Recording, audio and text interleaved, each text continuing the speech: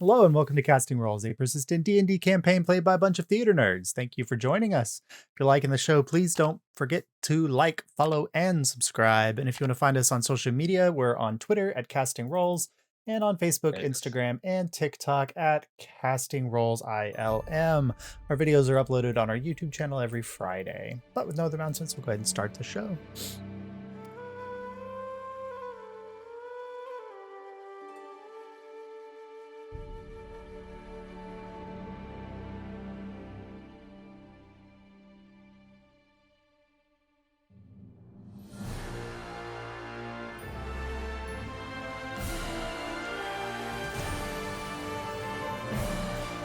So ticket takers, after returning to Nuevia after Soris's not kidnapping, but taking by Ahriman, you re-met with old allies and friends, had awkward dinner dates with family of boyfriends, had romantic mornings afterwards, knowing that you would be heading off to the Profane Citadel.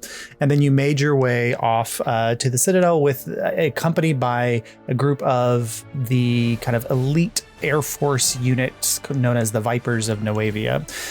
You left behind the rats minus Alembic and Beaker, I think. Yeah. Jace, for your info, we did lie to the rats too. Jury took on the mantle of being like, we're gonna not tell them the whole truth here. Yeah. And so we just took two with us. Yeah. So we wouldn't put all of them in danger. And I think you brought Omanira along with you as well. Yeah. Mm-hmm. So they're flying the other ship. Yeah. Our ship. And you spent a day of travel and decided to arrive at the Profane Citadel at night. Hastily having to adjust to changes in the structure of your plan due to a repaired tower. You approached the Citadel from underneath. Kaimana cast a spell which created a hallucinatory area of cloud to hide your ship, while Brine, the blue dragon of the prismatic array, assaulted and chased after the Nuevian Viper fleet, taking out one of the ships, which by happenstance and luck, crashed into the tower that had been recently and a really, repaired. really good roll. A really good roll. From Ace. Yep. And then you boarded the magic carpet, left the something ticket this way comes hiding in the hallucinatory terrain. It's not hallucinatory terrain. What's that spell called, Kaimana? It might as well be, but it's... Yeah, it's similar to that. Yeah. But it covers a much larger area. And they were going to duck under the... Mirage Arcane. Mirage Arcane, yeah. They were going to duck under the Profane Citadel and be hanging out underneath. Yes. And then you approached with the magic carpet, and hiding in the edges of the Mirage Arcane came across the shattered remains of the tower, which was being investigated by a group of Jacanids and a wyvern. The smoking wreckage of the Viper ship crashed into and kind of smoldering in ruin next to the tower, which is now shattered all over the area. So at the start, before we get into what the ticket takers are going to do, Jace has some HP stuff too, because of the HP. So we had our max HP is up by 5 right now, and we have 18 temporary hit points. I think is what happened. Something like that. I think it's I think it's healed to the max, or are we? Does Hero's Feast do temporary? I thought it just increased. It raises your HP. Yep. So your max HP is increased by 18. Oh, it just raises your max. Yep. Okay, I just put it in. Because you have an aid spell from Beaker and then the Hero's Feast from Kaimana. And then one other thing, Jury did a sending to Soris and got in touch with him, and only bits came through, but he said something about 2 days, and two of the dragons have been sacrificed. But there's 3 and remaining. That was this morning/daytime. Yep. And I took 27 psychic damage when I did that, so we can't actively talk to him probably. Yeah. All right. So before we dive into what the ticket takers are doing, we need to resolve the chase of of Brine and the remaining 3 Viper ships. Mm-hmm. So if they can successfully evade Brine. So I'm going to need 3 luck checks. We'll do Jace, welcome back. Hi. We can do one. What do I roll? Just a D20. Dedicated Nuevian soldiers die because of you. Abel will do one because he's Nuevian. And then I don't want to roll. and I know, then it's let's stressful. see. Who would like to roll the last one? I have a sailor background, so Okay, go ahead. All right. I got a 2, and I oh my god! Okay. well, I think that I got nervous and The dice felt the I got an nervousness. 18. Okay. And I got a 19. Okay. So as okay, you, well, this is embarrassing. no, that's fine. As you all You're saving yours till later when they matter for us. get those low rolls out of the way now. So as you all are kind of flying up on the carpet through the Mirage Arcane, you just hear the sound of another blast from brine and and an explosion. And you can't see through the cloud structure of what's happening. But the last time one of the ships was attacked, the sailors, or some of them at least, managed to get off using the Nuevian jetpacks. So you can hope that may occur with these as well. But the others seem to have escaped, and you don't hear any additional sounds of combat or additional destruction as you approach the edge of the Citadel. So it's not a battle map yet, and depending on your actions and choices, but I'll go ahead and switch over so you can kind of look at where you all are. So you're on the magic carpet here on the edge of this map. You are hidden from this crew in the Mirage Arcane. And they are in the process of exploring the wreckage of this tower. So, ticket takers, what would you like to do? Plan was to see if we can.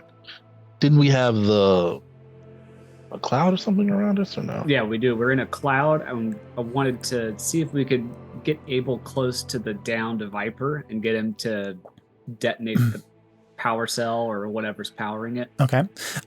So as we discovered last time, fog cloud does not travel with it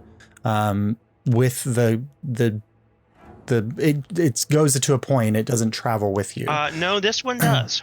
How does this one do that? Oh, because it's centered on you. Is that the fog moves with you? Okay, well, that's right. That's right. So the Mirage doesn't move, right? Right. The Mirage doesn't move. But so you guys have a fog cloud that does. Your best bet here is you're kind of floating up above the area. You want to kind of match the cloud structure, kind of dropping down to the level of the cloud structure and then scooting around to the ship. Okay. Yes. So you will leave the Mirage Arcane doing that. But go ahead, and since it's your fog cloud, if we could position ourselves so that when we come out of it, it just looks like a cloud that's drifting versus this cloud is maneuvering. Sure, absolutely. So I think if you merge with the clouds of the Arcane Citadel or the Profane Citadel itself, the bottom. then you would do well there. So go ahead and just make it's a low DC, a stealth check for the carpet with advantage. Not Source, Cocoa. Double 19. So that's 3 19s in a roll I've rolled. All right. So save them for later now. Good. So you. So that would be 21 with my stealth bonus. Yes, absolutely. So you guys kind of sink down and you sail around the backside of this tower, and you get over to the Viper, and these guys are kind of moving around and exploring as you're doing that. So they're going to kind of move and shift. The Wyvern kind of flies over to this area. All right. So what are you doing there with the Viper? I would assume I would know where the Zephyrsite crystal is that powers the ship would be located. Yeah, go ahead and make an investigation check just because the ship has sustained heavy damage. Oh, sure. Investigation. It's a 12 plus. What's my investigation? 12 plus 11, so okay. 23. 23. Okay.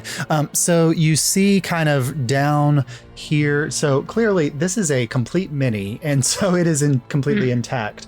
You can imagine that the ship is kind of the whole of the ship is kind of bisected, and parts of the ship are down here and another part's leaning against the tower. The portion that contains the fuel cell is right here at the corner of this tower. Okay. Is there a way for us to get closer and I could board the ship without being seen and set like a charge? Yeah, absolutely. So you guys, I mean, with that 19 stealth check, they're not noticing you. So you slowly drift the carpet over to that area.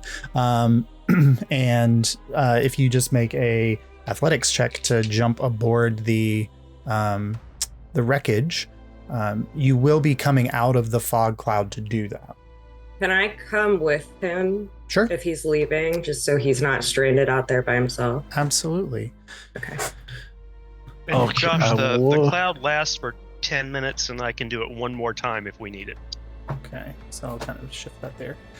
So go ahead and make an athletics check, Abel, and Actually, can I Marlo, if you would want to hold off, can I send a Nancy with one of the charges that we have? Perfect. You can absolutely do that. So you guys He has don't get off the carpet.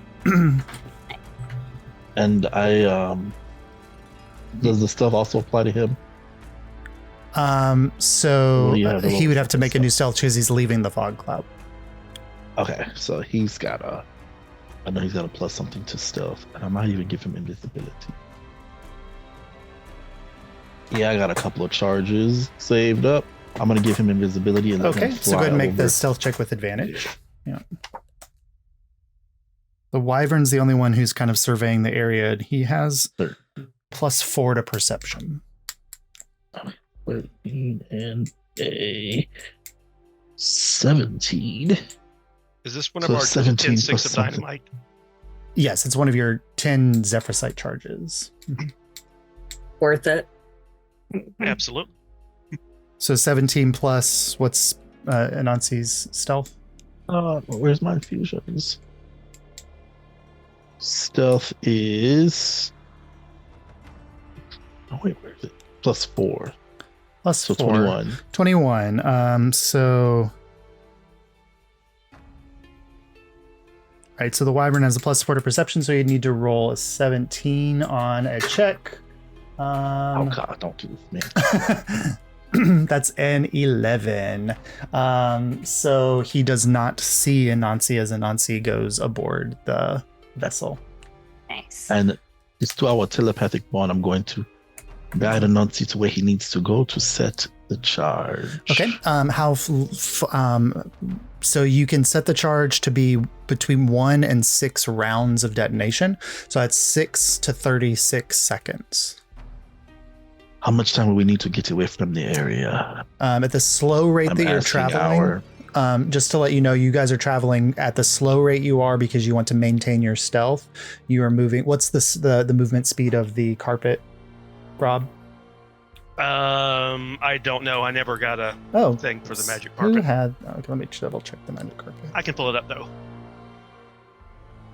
I thought I sent it to you. Never Carpet thought of the speed would be an flying. issue. You guys have the 6 foot by 9 It's a large foot. one. So you guys are moving 30 at feet. stealth. You're moving 15 feet around. So you can tell Anansi if you want to hold off.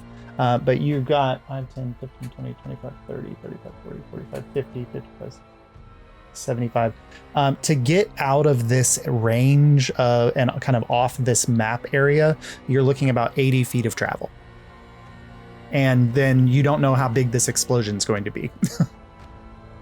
Okay, yeah. Based off the size of the Zephyrsite crystal and the amount of charge left, can I kind of estimate what the range of the explosion will be? Yeah, make an Arcana check. Arcana is. I'm just gonna roll in here because I don't feel like bending over and picking up my dice. That's so valid. That D20's gone forever. 20. 20. So the Vipers were on about a half a charge. They had enough of a charge to get here and to get back to Nuevia. So you think with the level of power that's there, you're looking at something between a 80 to 100 foot area of effect. We need to be at least 100 feet away when this goes off. Let's get out of here. We're gonna we're gonna be out of here faster than all those wyverns are. So, and they're not. It's not like they're gonna tell anyone. Well, we have to travel to the next tower if the goal is to take the towers out. So the longest amount of time is probably the best, because then we can start scooting to the next tower, ideally. What I would say is if it's 6 rounds, go slow speed for 4 to get kind of away from them, and then kick it up. Yeah, so if they see us, they're still well within the blast. Okay. Yeah. So when they're going, hey, what's that cloud doing? Boom. So you're going to move. Smart. 60 feet slow, and then you'll pick up from there. So within the 6 rounds, you'll be 120 feet away. Beautiful. Okay. Cool. Yeah, that's what we will do. Awesome. And I'll have a Nazi set it and then come back to the carpet. All right, and you guys take off. So I'm going to go ahead and switch back because we're there. All right, so you guys slowly make your way. The Wyvern and the Draconids are just exploring the tower, checking on the damage, seeing if there's anything that's potentially can be saved here. You get about 50 feet away or so, and you pick up speed on the tower. They do not notice the change as that brings you out of stealth.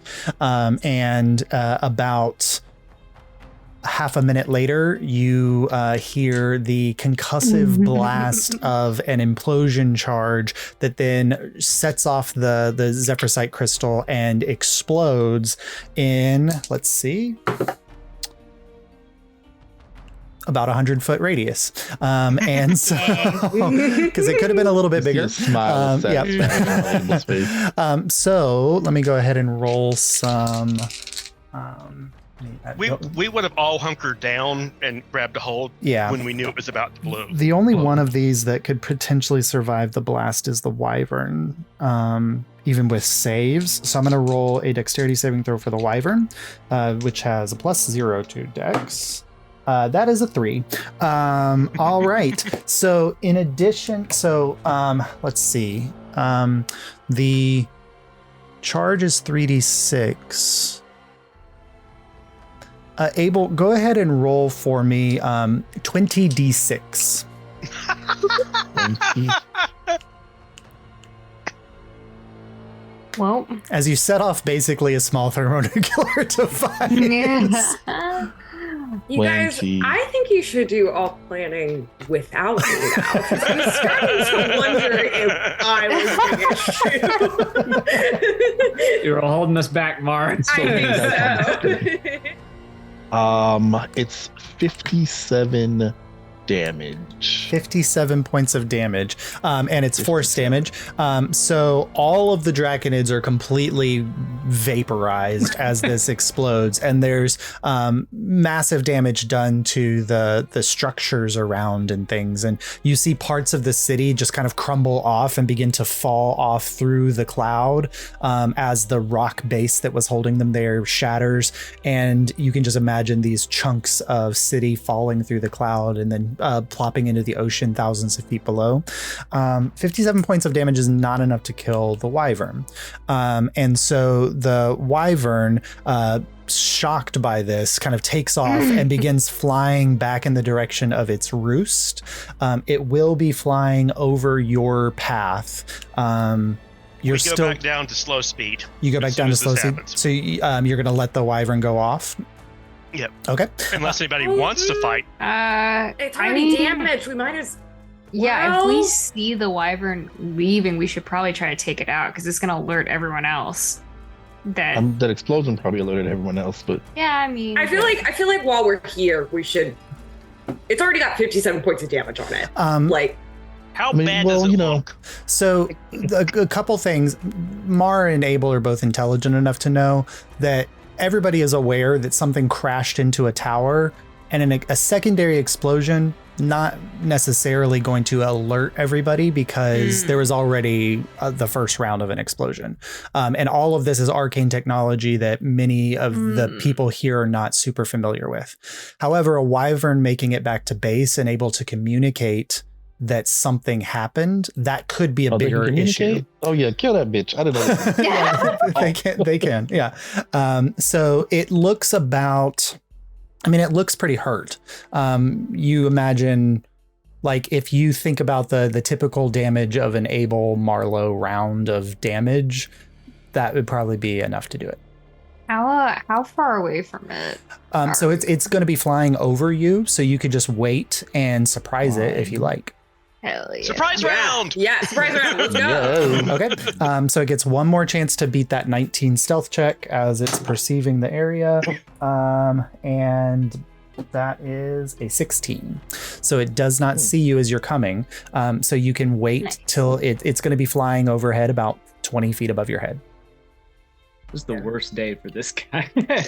I know. As soon as he gets It's above got a us, I promotion. take us up. Okay. So as soon as he gets there, you charge out of the cloud, closing movement, and with the Cloud goes with us. Sure, yeah. Rising out of the Profane Citadel cloud, which would be an alerting presence to it seeing suddenly a jut of cloud rising up to it. But from a distance, it wouldn't look so weird. Yeah. I can fireball it before the range hits us too. Okay, so you can. So let's go ahead and I'll roll the dexterity check for it. That is a natural 20, so it will take half damage. But so fireball, go ahead and roll damage, half damage. I was trying to figure out what level I was casting it at. 1 second. What is everybody else doing with their surprise attack here? Jumping, with wing boots, just attacking the shit out of it. Okay, go ahead and make your 3 attacks. Sling. Okay, I'll do 3 attacks. Abel, what are you doing? Do advantage because surprised, right? Yes. Idiot. Can I scorching ray it? Yep, go ahead and make your 3 attacks with advantage. 3. I rolled 29. And so actually, I'll make his dexterity saving throw disadvantage because you guys are surprising him, which was a 3. So he will take the full damage. So 29 points damage. 29 damage. Awesome. And that's 3rd level, so I don't have to roll for a chaoticness. No. Kakoa Kaimana, anything? Nat 20 with advantage. On a hit, go ahead and roll damage. I got 2 crits because I rolled 2 19s. Oh my God. 2 separate rolls. Okay, go ahead and roll your damage. 32 to hit scorching. And the first one hit too. Yeah. So, okay. Of course, it's only a D4 because it's a sling, but still. I'm gonna throw my magic stone. Okay, go ahead and make a strength attack roll. Unless you're using your sling, and then you can do dexterity. Yeah. Okay, 10 damage, so that's 39 total so far. 10 damage from scorching ray. 10, so that's 49. A single D8? I beg of you? Thank you. Oh wait, and then I get to add another D8 because it's a artificial spell cast from my arcane Just fire. checking to make another sure. 7 damage from the arcane firearm. Okay. He does not resistant to fire, so that's good. Yeah. That was a 28 to hit, Josh? That hits. Yep. And that was 5 points of bludgeoning, 5 magic. Okay. And then Marlowe finally at the end. Yeah, I'm doing some calculations. Don't mind me. Scorching ray, is it 3 or 2? It's 3. Is it 3? Yeah, No. calculating how much they're gonna fuck this guy up. All 3 at advantage, or Yes. okay, another 30 to hit. Yep. With 7 points of fire damage. All right. Its armor class is only 13, so. An 18 to hit. Yep. With 6 points of fire damage. Okay.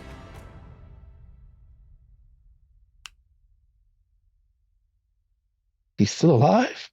94. Damn. No. I got No, he is That was not. like, Exactly. that's perfect comedic timing. Oh my God. He's still alive. 94 damage. 94 almost would have killed the wyvern if it was at full health. So, all right. So as a joint, how would you all like to do this? Describe how the ticket takers take out the wyvern. Marlo. No. I come in last. So you Marlo guys finishes set off. the scene for me. So Jury went first. Yeah. So they see the cloud, and it's like kind of thundering a little bit, and then the fireball just shoots up out of it, directly at it. And then I assume the cocoa comes out of this fireball and starts. I'm using my sling because I have to drive the carpet. Yes. But my sling stones are my clams. Yes. So you see this clam come in the fireball, and then a clam comes out. The clams make sense now. I get it now. He's pelting it with money. A rock follows soon after.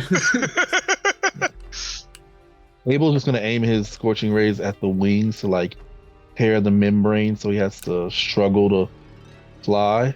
And so as he's falling out of the air, more for Marlo. Yeah. Oh, I mean, okay, so he's like starting to fall out of the air. Yeah. I'm going to winged boot style. So he's like falling like this, and I want to like anime fucking go through him with the swords. Yes. About the other side. Perfection. Just rip through, and you all just watch as like taking one final flap, not being able to gain momentum, and then just out of it, Mar shooting out the other side, and it plummets down into the cloudy matrix of the Profane Citadel and disappears out of sight. Good. So you guys are now on the Profane Citadel. Go ahead and everybody can make a perception check. I think we got this, guys.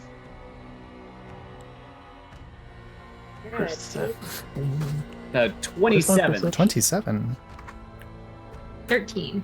13. Okay. 25. 18. These dice are rolling sweet. It's gonna end at some point. Sure. The juju wears off. Cover their eventually. ears. Don't let them know that. Okay. So between you all, Kaimana, with the highest perception there.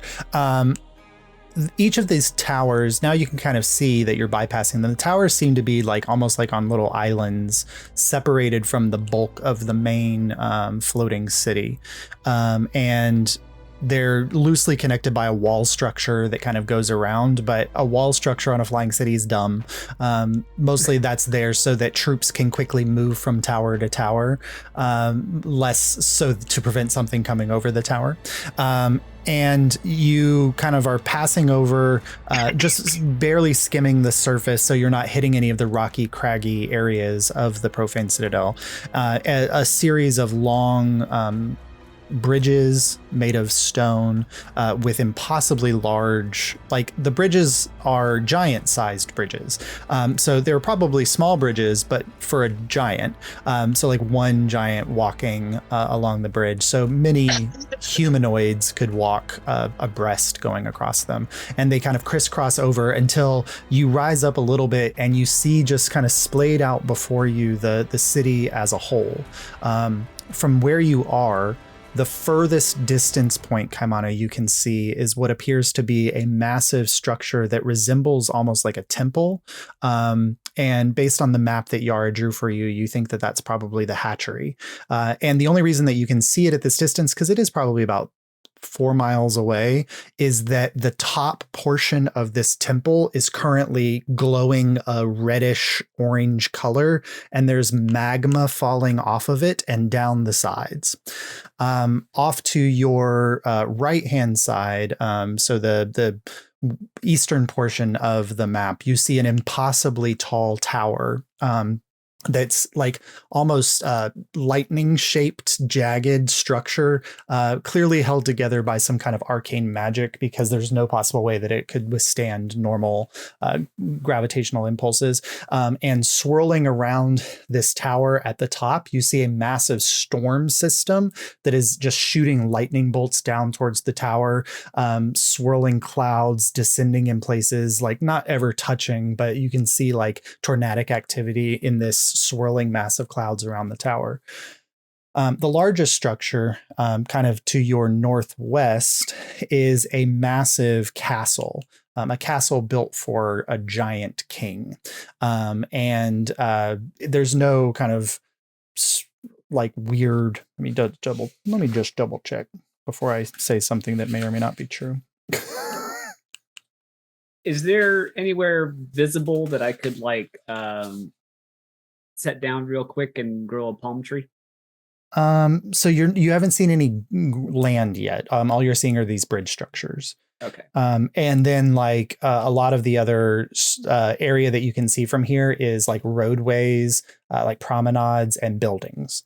Trying to find a place to set us down, whether it be the top of a building or one of these bridges where there's something sheltered where we can set down without being seen, so we can go on foot instead of being up in the air where everyone can see us. Yeah. So the larger structure, the giant castle, there's no kind of weird atmospheric effects or anything happening there other than just the normal Profane Citadel ones. At the center of all of this, you see kind of floating a massive square structure that kind of almost looks like a mix between like a Roman Colosseum style thing, but also just like town square. But it's not actually attached to the Profane Citadel itself. It's floating up in the air, just slowly rotating. And you see gouts of arcane energy coming from beneath it, shooting up towards it. And even at this level, you can see elements of that arcane roadway that Yara was talking about that seems to be crisscrossing and interconnecting with many of the things here. If you would like to not fly on if you'd like to walk and not fly on the carpet the whole way, then you see probably about half a mile away from the tower where the city itself, the city proper starts. There are smatterings of buildings. And these are all built for giants, but there's small single room homes, shops, and things like that. You're getting into kind of a residential area in what used to be the city of Cirrus. Now, the thing that you do notice is off in the distance, occasionally you'll see the flying squadrons of wyverns. You don't see any marching troops in this area, but you imagine that there probably are patrols within the Profane Citadel. You don't see any dragons. But you do occasionally catch a glimpse of these objects in the distance that are kind of flitting along roadways between buildings, hovering up into the air and then dipping back down in. And everywhere they go, there's a bright light that follows with them and is kind of shining on the area. Abel, go ahead and make an Arcana check for me. I was gonna say that's not fucking. They got drones. These are fucking Incredibles right now. That's not good. Incredible. 24. Yeah. So you've heard of magic like this before, that these are like arcane eyes. They're sentries that kind of now the question is, are these leftover vestiges from Cirrus's past or are these creations of Ahriman? But either way, they're typically used as alarm structures. But they have lights like in front of them. Yes. Yeah. Okay. So that is useful. They're kind least. of like floating up and shining down on the city, and you can kind of see the light cone of where they're shining. Mm-hmm. Okay. So it would be reasonable to assume that that's their scan area. Yes. Mm-hmm. All right. Do we want invisibility while we're scooting around? I mean, it only lasts an hour, so we should. Well, I feel like with cloud is arcane pretty eyes, much it may faded. not matter. Abel would know that arcane eyes typically come with true sight. Mm-hmm. True. So we'll save invisibility on if any of the wyverns get close at any point, so we can hide from them at least. Part of the reason I was thinking of grounding is it's about now that the fog will be wearing off. And you're also getting to the part of the city that's very solidly built on rocky ground, and there's less there's still some clouds that drift over into the city streets, but the city itself predominantly looks like a city. It's only when you're on the outskirts of it that it's really obvious that it's floating on a sea of clouds. Let's find an inconspicuous place low, but do you want to dismount, or do you want to stay on the carpet? let's dismount. Let's go. think Yes, we we should dismount. dismount, Find yeah. somewhere inconspicuous. Okay. With Kaiman's perception check, you can safely find a place once you get to the edge of the city that is hidden. There's no arcane eyes flying around. There's no patrolling wyverns that you can safely dismount and roll up the carpet. Based on the map, where's the map go?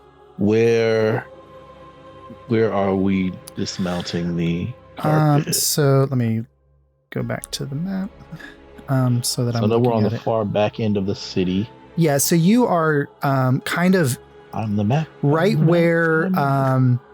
right where Yara wrote runic designs and then scribbled out something and drew an arrow. You're kind of right there. So you are halfway between the Hall of the Thunder King and the Tower of Storms. The floating ascendancy, or that central square, is kind of floating to your northwest a little bit. And then the tall Tower of Storms and the massive castle are kind of flanking you on either side.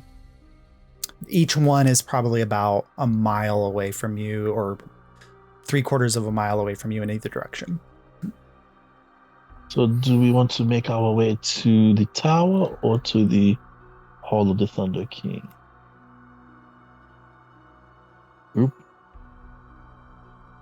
So we have to find a way I feel like, destroy because we those. took out Brine, which is that who would be guarding the. You took out Hall of the Thunder Brine? King.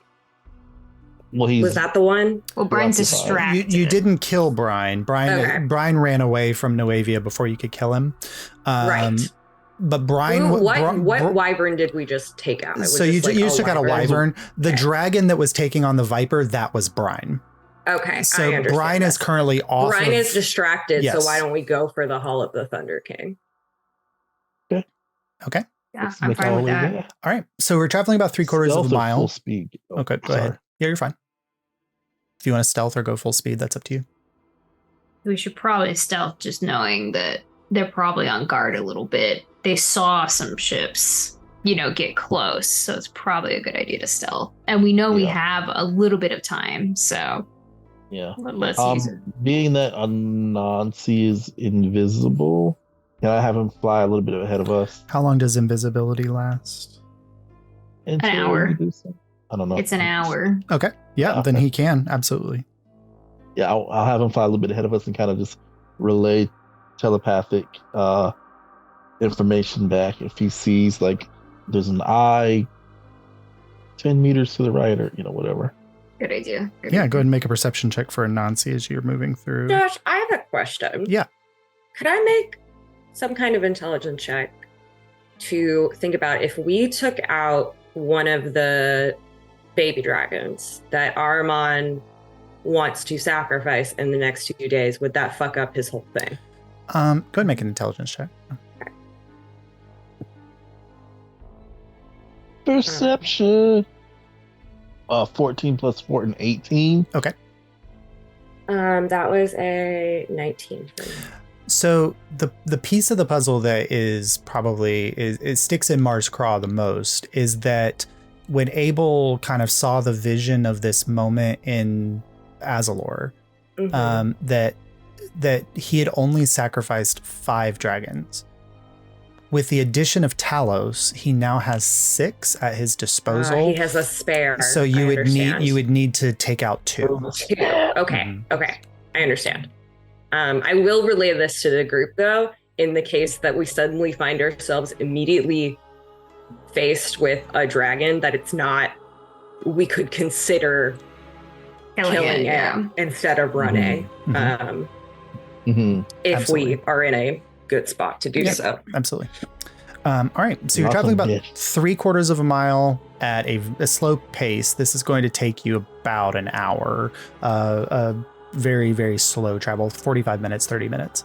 Kind of passing through city, staying into alleyways, keeping an eye out. Anansi's keeping a roll ahead with 19. So what we're going to do is we're going to, for each hour of travel, there will be 2 checks on a random table. So who would like to make those 2 checks for this hour of travel? Can we check with advantage with Anansi So what you will have advantage on is the result of the check, but it's just there's 2 checks per hour at this pace. Can I roll to redeem myself from my 2? Go ahead. Yeah, Marla, and I'll roll 1. I didn't roll last time. Okay, go ahead. Mm-hmm. Well, let me roll my environmental dice instead. I got an 11. An 11. I got a 10. 10. Okay. So Jury, go ahead and roll a d8 for me, and Marlo roll a d8 for me as well. I don't like double I rolling. don't have one out. Let me do one on here. You got a 5. I also got a 5. What the hell? Okay. Fantastic. Okay, so for Jury, you had you had an 11, you said? Or, yes, I did. And then Marlo had a 10. Yep. Okay, so Jury, or Jury's roll. As you are, as you're going, this is where Anansi's role comes into play. Is you guys are moving through, and you cannot see this coming. But Anansi flying above you, kind of a drone, is alerting you to the presence that you are about to get to an area where there's a large cross street. So you've been going through alleyways, kind of making your way off to. I mean, it's very easy to see this towering structure off in the distance, and so you're able to kind of follow a path, but you're having to work your way through unfamiliar streets, and you get to a large thoroughfare that cuts between all of the buildings that you're on, and you're going to have to cross this thoroughfare, which puts you into a more open space. Abel, Anansi warns you that there is a pack of patrolling ambush drakes. Okay.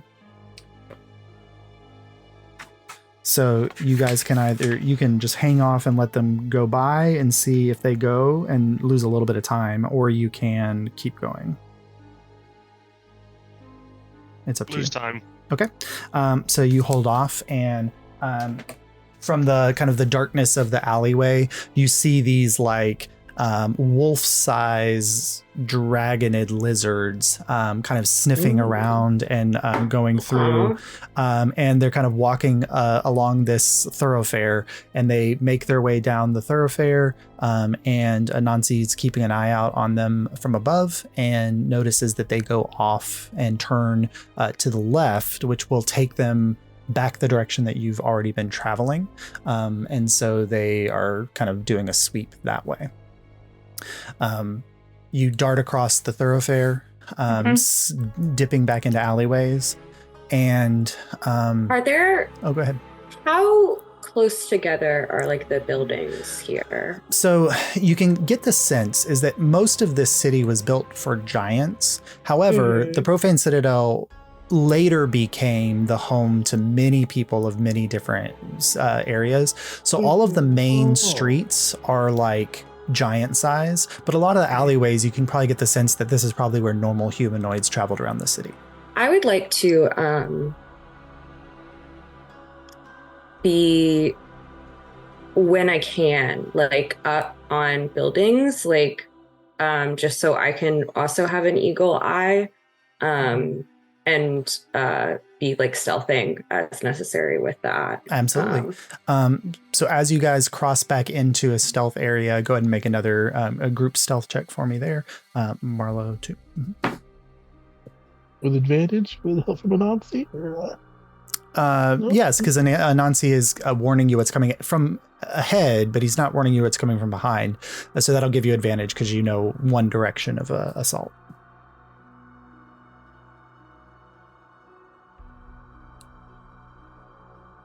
Ooh, a 21. 21 from Abel. How long does Pass Without a Trace last? We got it. We Pass Without a Trace? It's he can cast it at will. You can cast it at will. So you're always adding +10 to your stealth rolls. Oh, well, it's 31 then, I get. Is it +10 and advantage? Except Marlo, if you go up onto the building, you'll move out of the range of passive autostray. Okay. So it's a 33, not a 43. There you go. That was bordering on ridiculous. Marlo's in campaign 2. It's fine. Kakao, what was your stealth check? Jury, what was yours? I didn't roll because I'm stupid. 15. 15? Was that with the plus 10? Kakao? No. So 25? 25. Okay. Mm-hmm. Mine's a 29 plus. 29. Awesome. 29 plus. Plus. Cool. Awesome. Man, All right, that staff is so good. It is. Yeah. That is so clutch. So you guys feel all very stealthy, and Marlo, none of you know where Marlo is anymore. And I'm messaging Yes. to like check in and be like, I haven't died suddenly, you know. Good. All right. So you've been traveling for about a half a mile, or just under half a mile. You cross across this thoroughfare back into the alleyways. And then I'm looking out for a patch of dirt or something. Sure, absolutely. Go ahead and make a perception check as we're going, Kaimana.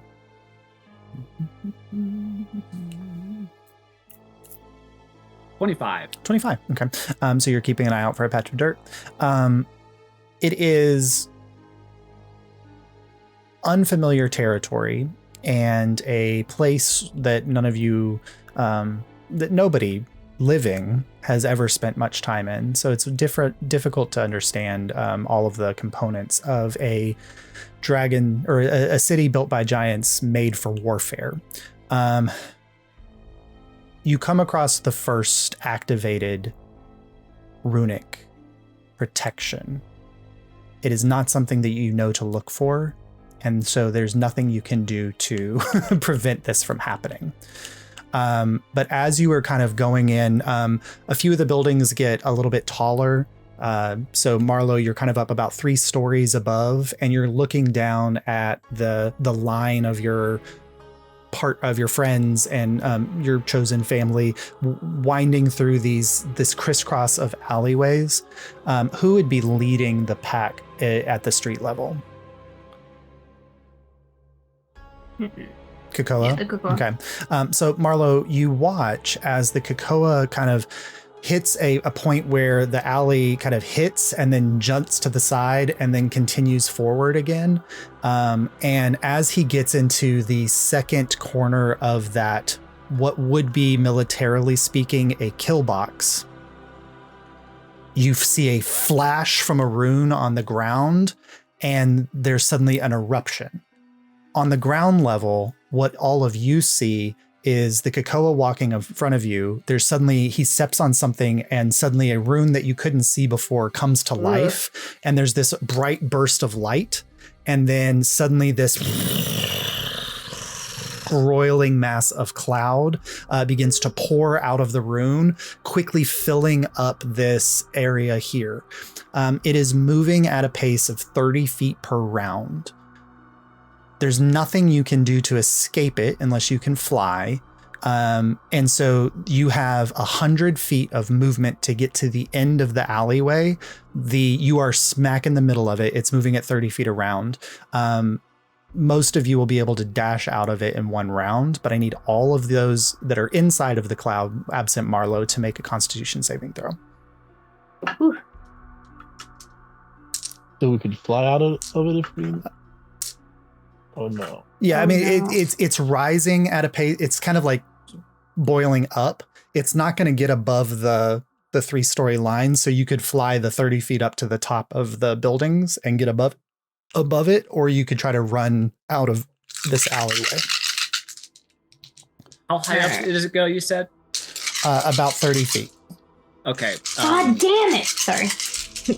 I used my Tides of Chaos or rolled worse. The second it gets up towards me, you're all like a smack in the middle of it. Yeah. I don't get do I get a reaction? No, there's nothing so because this is the first time that one of these runes have gone off, none of you knew what to look for.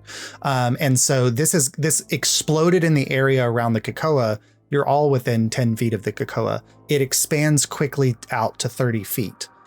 So all of you are in the first brunt of the assault.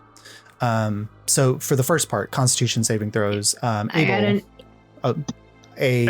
add +4 except for Mar. Everybody's a +4? So it's a 12 Everybody has a for +4. Jury. That's a failure. Is 19. Josh, 19 is is a success. Disease, Not poison, 11. or poison? So that would be a damage concern, not the Constitution saving throw concern. Yeah. Got an Abel, 11 plus 7, which is an 18. that is a failure. 19 was the DC. Oh, I got 15. 15, that's a Jeez. failure. Now, Kaimana, are you immune to poison damage or resistant to poison damage? Immune. You're immune to the poison effect. Are you immune to poison? It says here defenses, immune, poison, and poison. Cool, awesome. There you go. So then Abel and Jury and the Cocoa. Sorry, Abel and Jury. You take. Wait, what did you get? What? What Mine? did you get for your roll? Yeah. What was it? A 12 with the +4? A 12. Yeah. Oh. Yeah. Abel can flash of genius himself if you'd like.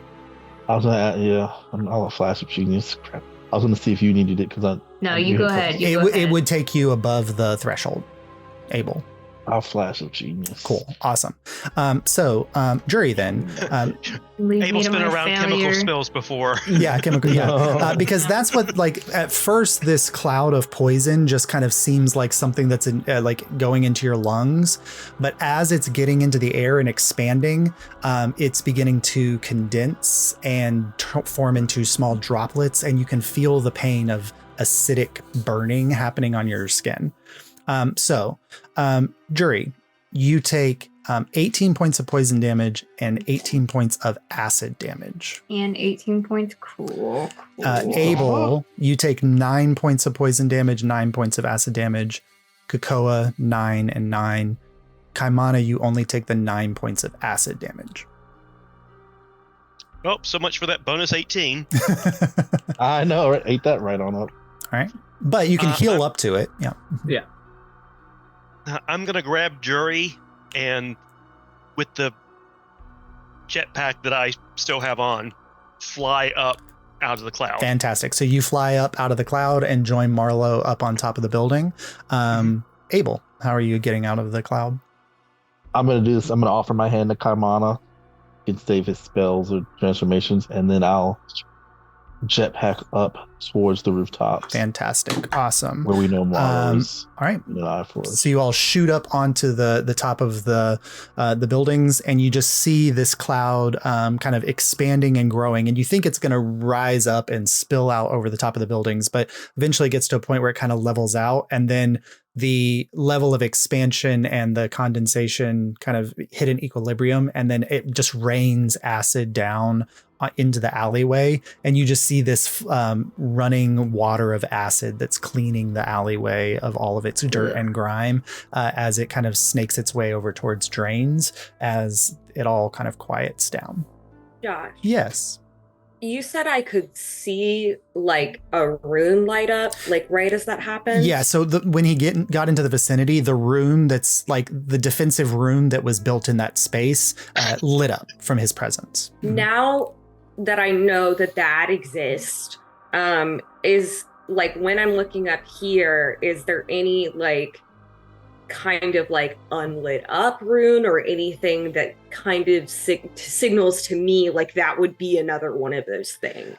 So the way that they are designed from a warfare standpoint to be very hard to detect. Sure. The only way that you'd be able to detect them is if you were at ground level with them. If you were like However, right on top of them. Yeah. With your knowledge and what you're looking at, you kind of look off to the side of one of the buildings, and you're kind of close to this building, and you can see one there. Like these are not only they're not only at the ground level. Yeah, no, they're everywhere. Yes, because this is a city, again, that had to defend itself against flying creatures, against army, like everything. No, Josh, that's cool as hell. Yeah. And you don't need to justify it to me. No. But I am now. And I will just say, not because I didn't rip it from Hunger Games, because it makes sense, but this is the capital in Hunger Games. Like this is designed as a way to prevent people from marching on very important locations within the Profane Citadel. Yeah. Rough. Yep. All right. So you guys are all on top of the building. We gotta move. Yeah, you're now out in the open. So there's no like dark shadows for you to hide in. You can't like the buildings are close enough here for you that you could hop from building to building and stay on top of the buildings. There is another kind of large thoroughfare between you and the massive structure that's about a half a mile away. So there is a place we will have to get back down on the ground, but for at least this portion of the journey, you can hop from building to building. That's the Avoiding plan. rooms that we see. Yep. Yeah, sure. So if you are keeping an eye out for runes, Marlo, go ahead and roll a perception check. With disadvantage because they are difficult to spot. Yeah. Mhm. Can I have someone helping me to I would negate like that? to help. Yes, Okay. Kaimana can help.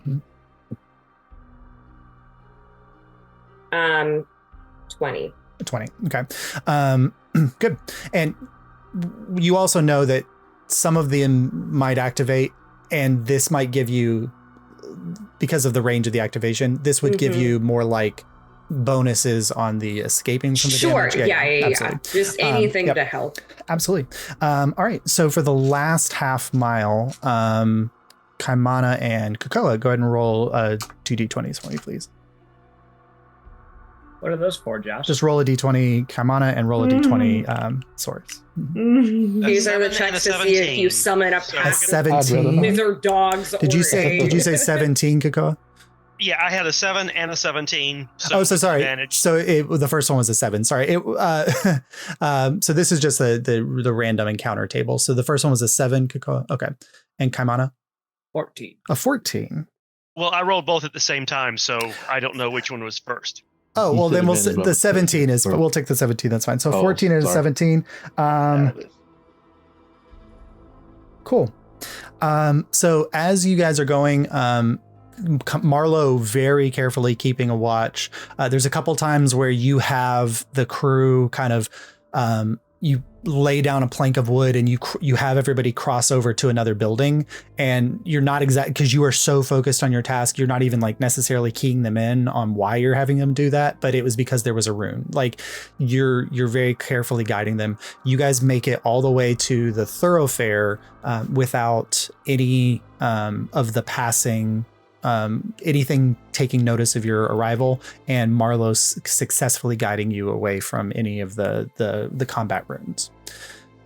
So now Good job, Marlo. you kind of drop down. You're back to maybe single story building. You're about 10 feet off the ground. This is a Canal Street in New Orleans structure type of like a large thoroughfare that crosses between this and the next set of buildings. And the next set of buildings take on a completely different tone. They start to match the more like medieval stony structure as they kind of rise up to where this massive castle is. This is probably what you could imagine as like the ruling classes area of where the storm giants used to live. These are massive homes for storm giants, but there are still alleyways that you can get into, but you are needing to cross through this thoroughfare. Can I do Still no something sign of, so like, a- quick that I forgot No. about, and I Oh, would have yeah. done last session. Yeah, go but as the Kokoa like passes me once, I'm just gonna like obviously like pass something off to him, and it's a like a potion, and I say, when we need this, use this. Is this the And that extra is- storm giant strength, or is Frost giant frost strength. giant strength? Yeah. Mhm. That is going to be more useful now that we have someone who hits with strength. It's going to be very useful. Very useful. Yes. Nice. That'll take you to. Which I think that takes you to a Frost giant. It takes you to a 23 strength. Yeah. Mhm. for an hour. All right. So Kaimana, you are helping Marlo keep an eye on things, and you get to this last building before the thoroughfare, and you notice a trap door on the top of the building that's slightly propped open. And you just see a glimmering from inside that immediately catches your eye, not in a threatful way, but just as an interesting way. Just a sec. Okay, so you go over to it. You kind of lift up the trap door, and you look down. I'm gonna look before I lift up. Sure, the well, trap yeah, door. I mean, like the trapdoor is propped open with like a stick.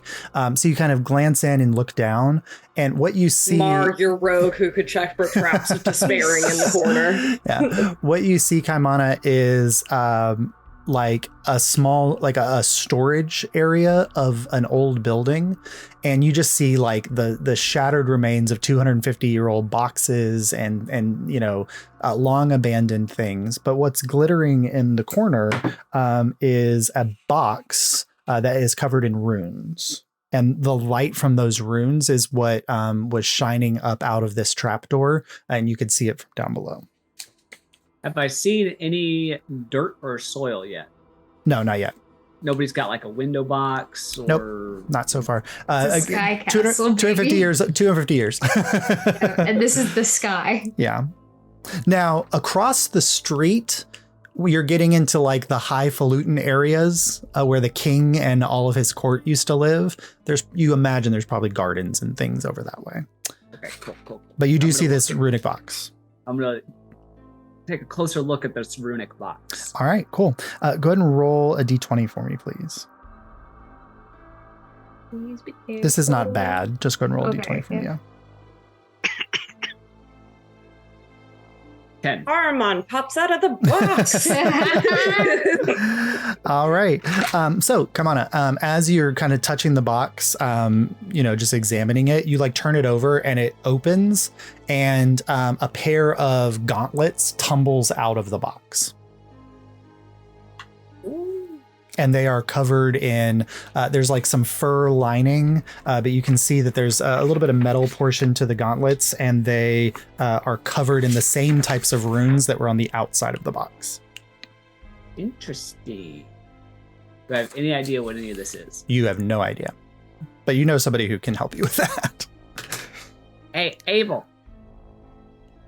What can I help you with, my You can read. small friend? I'm quite proficient at reading, yes. What does this say? Can I read the runes? Can I Do you understand speak them? giant?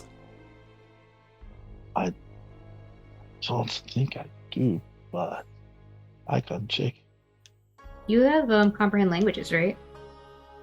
Also, could I identify? Yeah, you could identify them. Yeah, I'll identify. Okay. So you take a little 10-minute rest here, in relative safety, and many of you wiping off the acid burns from your clothes and things. And Abel identifies them. Abel, these were clearly designed by somebody who had infiltrated the seat of the Profane Citadel before it was taken over by the dark fiends during the subversion. So because this was in a human-sized space, and these gauntlets are human-sized design, and this building and that cubby hole was all human-sized, this is clearly like an infiltrator, and they designed these items specifically to help with the killing of giants. These are gauntlets of the Giant's Slayer. The wearer gains a +1 to their AC, and they do an additional 2d6 damage whenever they attack something that is of large size or greater. So it would also work with dragons and things, but Ooh. They require attunement. they do. That's sick. Anyone find these interesting? Do you have to attack like hitting with them, or is it just like no? when you wear them? They boost your attacks to help you cut into larger creatures. Amazing. It doesn't have to be Amelia. Are we cool if I grab these, gang? Always cool if you grab Awesome. more damage. So that gives you a +1 to your AC, Mar, and additional 2d6. No, I'm adding more d6s for me to roll. Take the AC though. Take the AC. Only when the creature is No, the AC buff is what I'm. Yeah, really only when the creature is large or bigger. Yeah. Sure. Yep. Which we never fight. So. Never, ever. And not in a place where you're fighting dragons and Right. I'm whatever. Yeah. gonna heal a little bit while we're chilling here, just so you know. Oh, do you want to use the dagger of healing? I Save some of your. No, I got some free healing. Don't worry. Okay. Quit trying to make me stab myself with that dagger. You don't actually have to stab yourself. I know. I just makes me use the laugh. dagger. Yeah. I It's just like like to think the that idea. Abel keeps telling everyone they have to stab themselves. It's how excited he is about it. I was that- supposed to do heal it. back 10, but I only healed back 9. What happened? Yeah, it's just It how can't excited. yourself The out. excitement makes me concerned sometimes. I'll do it. Give it here. I'm just I'll stab myself multiple times. All right. Oh yeah, do you need healing? I do actually. Yeah. Okay, yeah, I'll let you. You can use the dagger. It's the second level cure wounds. Is it cure wounds or It's cure wounds. yeah? I Because always you don't forget. have healing words. So It's the only healing that I have. Yeah. Second level cure Did wounds. you You said. know I'm a slasher, by Yeah. the way? There's like a point you can watch back in this video where I'm mouthing "what the fuck" to myself because I have the slasher feat and like I completely forgot. yeah. Hysterical. I remember when you You took don't that. Yeah, well, I remember being like, "Wow, that's a really cool feat. I'm gonna take that," and What does then it do? forgot because I was looking up Sentinel, which is another feat I took, and then I What's was Sentinel? like, "What the fuck is slasher doing here?" Sweet. What is Thank you, slasher? Abel. Slasher, No problem. you can, if I hit, their speed reduces by 10 feet until the start of my next turn. And when I get a critical hit on a creature I previously wounded, so they have disadvantages on all attack rolls the next turn. Hey, I wonder if that's a really cool thing. That would be, yeah. Yeah, cool feature. Yeah. You guys don't play Blood Hunters. This is so Don't worry. messy. I haven't used meta magic a single time yet. So That's It makes not you feel any true. better. I feel like I you've- haven't used any meta magic. Oh, yet. really? I don't think so. Yeah, okay. I haven't had the need yet. I because made it just to got level it. 9 as a cleric before ever casting aid. I think you're. Well, I think a lot of people overlook how good aid is Weird, true. I sure did. until they played Baldur's Gate and they were like, actually, this spell's amazing. True. Guidance and aid. Yeah. I will say, I'm playing a wizard for that little other thing we're doing. And gang, I thought making a level 15 wizard was going to be so hard, but I was like, I recognize all these spells. I play Go. them. I know what I'm doing. Oh, I know what to take. And then I got like to higher level spells, and I was like, what is this wizard spell that no one's ever heard of ever? yo. Jason's There's like, do so you know what this many. is? I was like, Mhm. nope. I was Like, just do you know listing some- out names. No, none of them. All right. Okay. So after a brief moment of exploration to downtime, you all set your sights to the opposite side of the road. You get down off the building, you can help each other. That's not hard enough. That's not hard.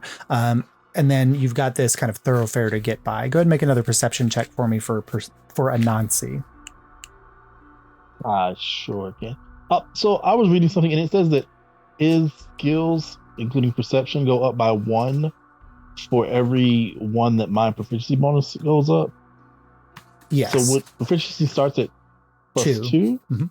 So I'm at plus 5. So he should be Plus a 3 plus to his 7. Yeah. Well, he starts at 4 plus 7 to all these. Okay. Yes. Dang, all Good right. for Nancy. Yeah. I didn't know this whole That time. implies that he's had character growth along the way too. I think and it's I like true. that. You He's know, had to all the deal with shit like Abel all of makes these him do. additional familiars showing up and being like, what the fuck is all this? You to beat up that hummingbird. Yeah.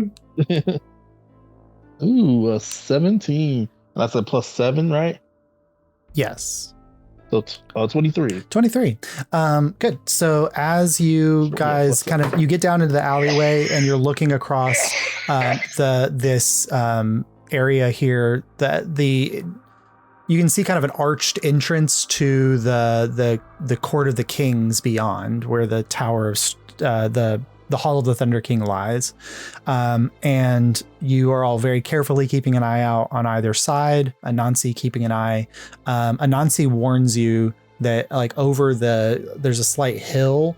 There is a pack of enemies coming, but if you all get across now, you can get across before they arrive. And so with Anansi's help, you all jet across the area into the Court of Kings. Nancy MVP. So you hit the Court of Kings. The buildings here still relatively, old and abandoned, but much grander in design. You can see giant kings. Yes, you can see intricate artwork here and design, ancient mosaics that have kind of shattered over time and fallen that depict the royal family. What a waste. You keep seeing images of a tall, handsome, powerful, cloaked in lightning figure who you all probably recognize as Thoriden, the Stormlord, the former ruler of this area. But also often also depicted alongside him is another tall giantess in a typical, like a long flowing blue garment, with like those areas with like there's pieces attached at the wrist, but then kind of drip down and then reconnect back up at the shoulder. And her arms covered in runic tattoos. And you keep seeing these paintings. Marlo, roll a history check for me because you've read about the Cloud Cities. Story. 19. I got a 12. Okay, so Abel, often being one, Marlo reading often more for for putting together the pieces of puzzles. Abel interested in just the random historical BS stuff sometimes. Thoriden had a wife who many considered to not only be one of the most beautiful of giantesses in the ordning, but she was also an incredibly powerful mage, and her name was Sypha, and she often strode into battle behind her husband, and they were often seen on battlefields fighting together. That's not good. Sypha, that's pretty interesting. Little history anecdote for the group. But is she a beautiful giantess? Are the rumors true? I mean, it's difficult to tell from like these like paintings and mosaics that are 250 years old. Coy with us. She's clearly a 10 out of 10. It's Brienne of Tarth. It's Gwendolyn Christie. Noble of you to try, but ultimately, I knew what I was asking. Yes. All right. But you arrive in the King's Court, and this area is built in such a way that you can no longer make a direct line to the entrance to the Hall of the Thunder King. Like you have to kind of like go around an area, come up through gates, go around, come up through gates, so that if an army was approaching, they would have to kind of switch back up towards the entrance. So as we're making our way to the entrance, one final D20 check. Could we? Go ahead. Could we jetpack and boots of flying kind of jump over that? You absolutely could. That's good. Go ahead and make so it's difficult to stealth when you're flying up above and out in the open. But if you guys would like to do that, then you're more than welcome to. Is that stealth at disadvantage? I mean, when I say difficult to stealth, I mean, to stealth, you have to be able to hide behind something or hide in the shadows of something, and you're flying up above. Yeah, so we have to disregard it if we're doing that. So there would be no stealth if you chose to hop over. Yeah, but we'd be treetops. But if something saw us, they might be a little fucked if they're not flying. Yeah. We'd have time to at least get in and then maybe hide in a closet while they run by or something. Okay, yeah, absolutely. But before we do this, Josh, I would like to check and make sure the coast is clear. Yeah, go ahead. Make a perception check. I with will advantage because the Nazis helping us? Or Yeah, Anansi's looking one direction, so Kaimana, you have advantage because you're checking the directions Anansi's not looking. Oh, I just had a beautiful picture of Anansi looking one direction, and then Kaimana looks the same direction, and then Anansi turns around and shakes his little head, and Kaimana flips to go the other direction. I like to think we like circle each other, then like back into each other and like Scooby-Doo. But I got 29. 29. Nice. Okay. So as you guys all kind of get together, boots of flying, 2 jetpacks, banding together, you hop over the first set of buildings to the first rise, and everything's clear. And you're about to hop over the second set of buildings to the third and final rise. And as you're coming up out of the air, Kaimana, you catch a glint of light traveling down the street in front of you as you see one of those floating orbs moving from the Hall of the Thunder King down that first branch as it's kind of sweeping this roadway. So you guys can pause in the air here and wait. Or for it to go by, but you know it's also going to return back your direction as well. Can I try to drop down and just beat the shit out of it? Yeah. Okay.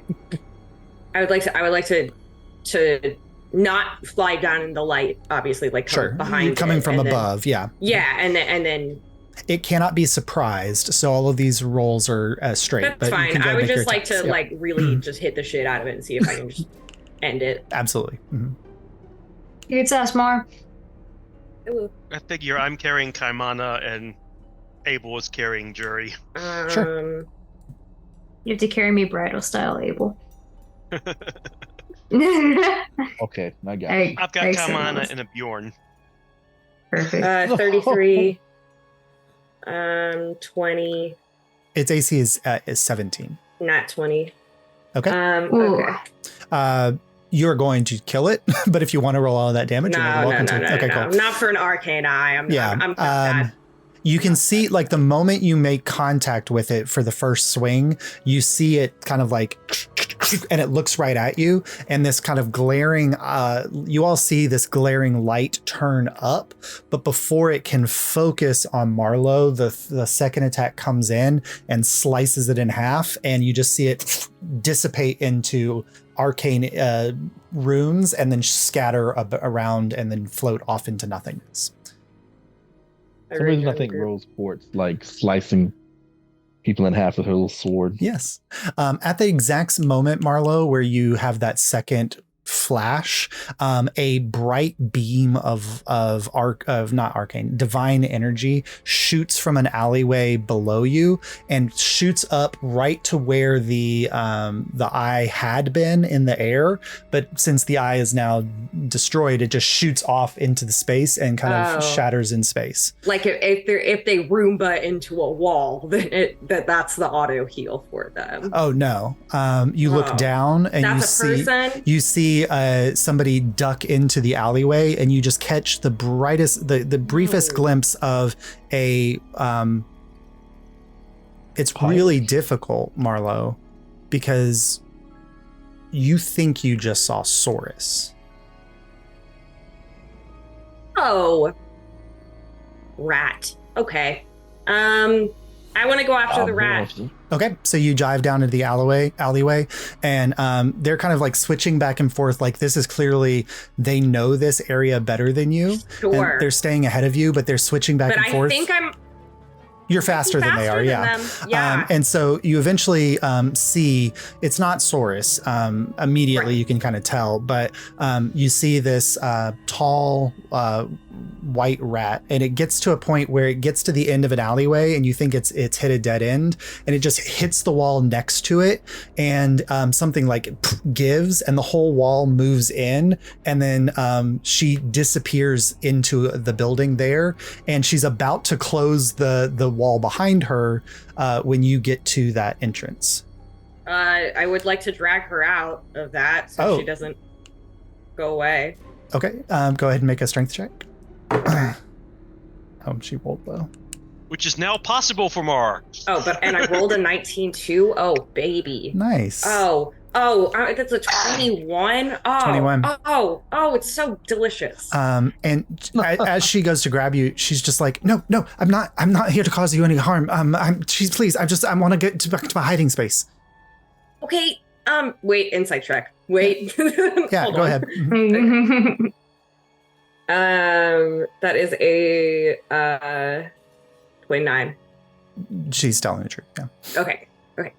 Okay. Sorry, it's just, I mean, you can understand why I'm on edge right now. I hope. I was aiming very carefully, and I was trying to take out the eye, and I didn't expect anybody else to be in the area. Well, you did. So you did like a divine. I thought you were trying to heal it to try to get me.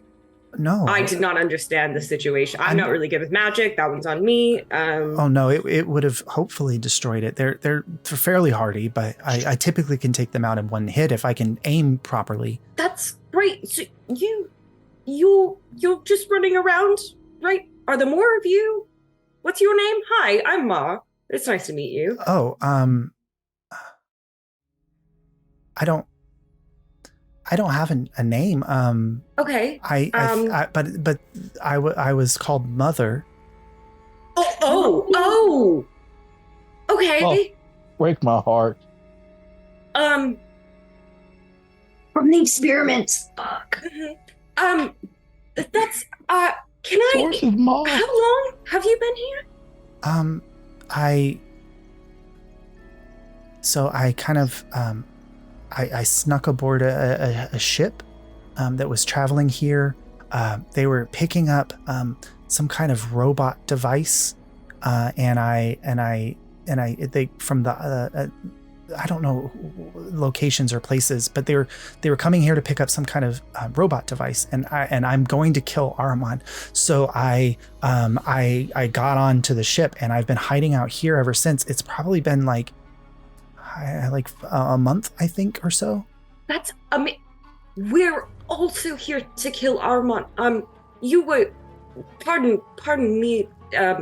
You were you once a regular sized rat, and then a lot of things happened, and now you're here like this? That's a very odd question. Well, no, because you see, I have this friend. His name is Saurus, and that's what happened to him. Ahriman, he was a normal rat, and Ahriman experimented on him, and now he is a fully breathing person. And he escaped, and he went off on his own, and Ahriman just took him back. And so we're here to get our friend back and also kill Ahriman. Well, what was your friend? Was he in the lab behind the waterfall? Was he? Yeah. Yes. Yeah. Definitely. A little white rat. Yes, a little white rat with red eyes. But only one. Yes. Mar, you actually have his eye patch. Well, I don't know if she would know that. No, because this was, like when you were just he lost his eye. He's got one red eye. So he did it to others. Yes, he did. He did do it to others, but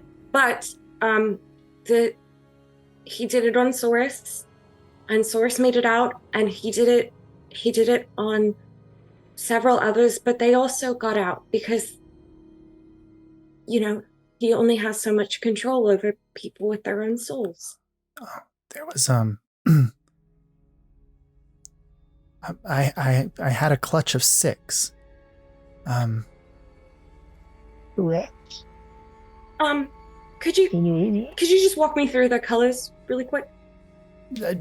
I don't remember the colors. Yeah, but they are. But yes, they are. But as she's going through, she had an earlier clutch, and many of them were killed. Like, this was when she was still a rat, so she's putting together her rat memories. She had an earlier clutch, and the oldest of that one was the only one that was still left, and he was a white rat, red eyes. And then she had a younger clutch, and this was right before she was put through the transformation herself. And that is our 6 and rounds. it's the 5 of the... Yes, they're ours. We got them out from Ahriman. They have their own names and personalities, and they're very quirky and adorable, and they're wonderful. Well, I don't know what I was thinking coming here. I'm not strong enough to take on Ahriman myself. That's okay. I'm a light Are you good bringer. if I get my friends over here? Yeah. She says right as you say that. She says, "My soul is a light bringer. I'm not built for fighting." And you know that means something very powerful about this individual. Are they all nice and safe? They're very nice, and they're very safe to the people they like. Okay. You can bring them here. Just if the door closes, you can just hit this brick, and she kind of hits a brick. But she says she kind of goes back into her Think about space. what name you want, because I'm not going to call you mother. Okay. Okay. Much trauma around So she kind that. of disappears back into her little cubby hole here as you go off to get everybody else. Okay, almost the energy with which I run back to the group. Mar, you're okay. I've been like trying to message where you went, and I couldn't figure out where it was. I was like, damn it, where did they go? I found mother. Your mother? No, Saurus's mother. From the documents? Yes, we need to go. She's here. She's behind a wall. It's a whole thing. What's she doing in a wall? I am Yeah, very what the fuck confused. That was my question. Let's just go. Let's go. Okay. What's another weird mom encounter to me? Just collecting weird mom encounters. I'm gonna quit You have as to we're going inform over. I people. will just run the group like super speed through everything Mother just told me, so she doesn't have to repeat Yeah. it. The Cocoa is very confused. Yes, of course. Don't worry, TK. You'll figure it out. Okay. Just tell me when to hit something. TK. So you all get back there. You press the right stone, Marlo, and the door gives again and swings in. And you enter in for the first time because she was kind of like in the doorway. And it's kind of like a small, you can imagine like a humanoid maid or butler for one of the giant court members probably used to live here. So this is a portion for a humanoid space, but this building was clearly built for giants. But there's a small like bundle of cloth in the corner that she's made into a bed. There's a small fire that she has covered and hooded so that the light is only kind of pointing down at the ground, but there's still heat given off in this space. And just kind of scavenged foods and things around. And she's carefully like putting together like a pot of tea. And she kind of looks up at all of you and kind of like she leans back a little bit. I've never had so many people around. Hi. I'm Mom? No. Okay. This is gonna get confusing. I'm fine with a nice mom figure in my life. Mom, is there anything that you really like in your life? Have you found anything that you enjoy? Like, do you like flowers, or do you like any food, drinks, anything? I don't. I've spent a lot of time in cages and then running away. I like tea. I like this is jasmine tea. Well, what about that for a name? Tea? Why aren't you Jasmine? No, Jasmine. Oh, that was good, Josh. I love you, Josh. No notes. Perfect. Jasmine, here, and she kind of pours out. She has like small little like wooden cups and like random things, and pours out tea, and sets it out. I think this is what people are supposed to do when they have company. Sure. You can call me Jasmine. Is fine. Jasmine. Love jasmine tea. Okay. Very nice to meet you. So yeah, this is. I'll walk her through introductions to the group. Oh. So, we're trying to take out, the big areas that are powering up the center, and then hopefully getting our friend back and stopping Ahriman. I set up camp here because even though the blue dragon, he roosts in the top tower of this castle, his effect isn't as bad as the lava and the storm. There's just a lot of water in this area, but other than that, it's okay. So you're trying to get into the castle. You need the rune. It's exactly what we need. Yes. Okay. I've been trying to figure out a way to break it, but I don't have. I'm living on memories that aren't mine, and abilities that are not mine, and understanding of the magic that I have. I don't think that I have the skills to do it. I've been trying. Whatever they did when they built the rune, I can't break it. But maybe one of you can do something to shatter the rune or something. Yeah, we have arcane knowledge and things, so. Okay. I said I was coming here to kill Ahriman, so if you're also going to kill Ahriman, then we have to be friends. That sounds great. I've never had friends before. Oh, I'm getting flashbacks. Well, a lot of us didn't have a lot of friends before we met each other. So okay. Well, I can lead you to the cellar entrance. I've made friends. There's rats there, and not like me rat. Well, make me rats, not like me. Not they.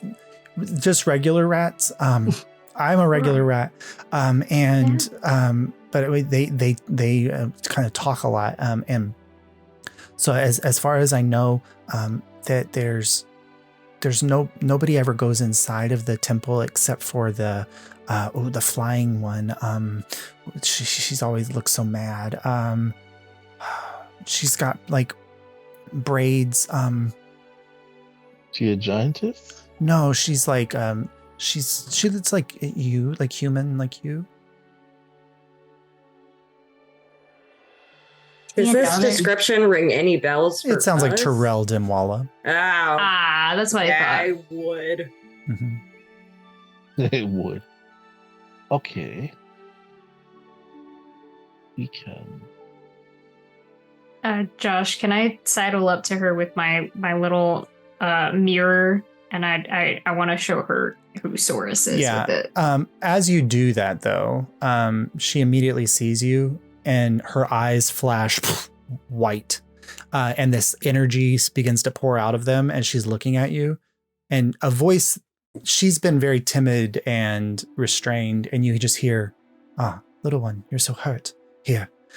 And she touches you, and you heal for 27 hit points. Ooh, nice. And then the light goes out, and she's just like, did I touch you? I'm so sorry. It's fine. I feel great. Oh, okay. What is this mirror? And you show it to her. Yeah. And I'll activate it for me thinking about Saurus, okay. so she can look at it as I'm thinking about Saurus. And so she sees like a little montage of Saurus. And well, at least one of us was brave. You called being here right now not brave? You attacked the arcane eye and build yourself to me, didn't you? that was on accident. I'm not very stealthy. But I'm normally kind of pick them off from a distance, but I didn't expect you to swoop out of nowhere. You know, aside from the wyverns, like things aren't just like flying around here a lot. No, that makes sense. Okay. Do you all need any more tea? Or do you want to go ahead and head to the cellar? Do you know anywhere where there's some dirt? I could take you through the King's Gardens. Yeah, that'd be great. Okay. And so she kind of gathers her things, and you see like she grabs like a staff and like a dusty cloak to throw over. And looking at her as she's putting herself together, I mean, she's a white furred rat, just like Saurus. But you just see like pulsing around her arms and at the edges of her ears where her veins are. Just like almost with her heartbeat, you just see like this like light kind of going through where her veins are. That energy of the Lightbringer soul within her kind of filling that space.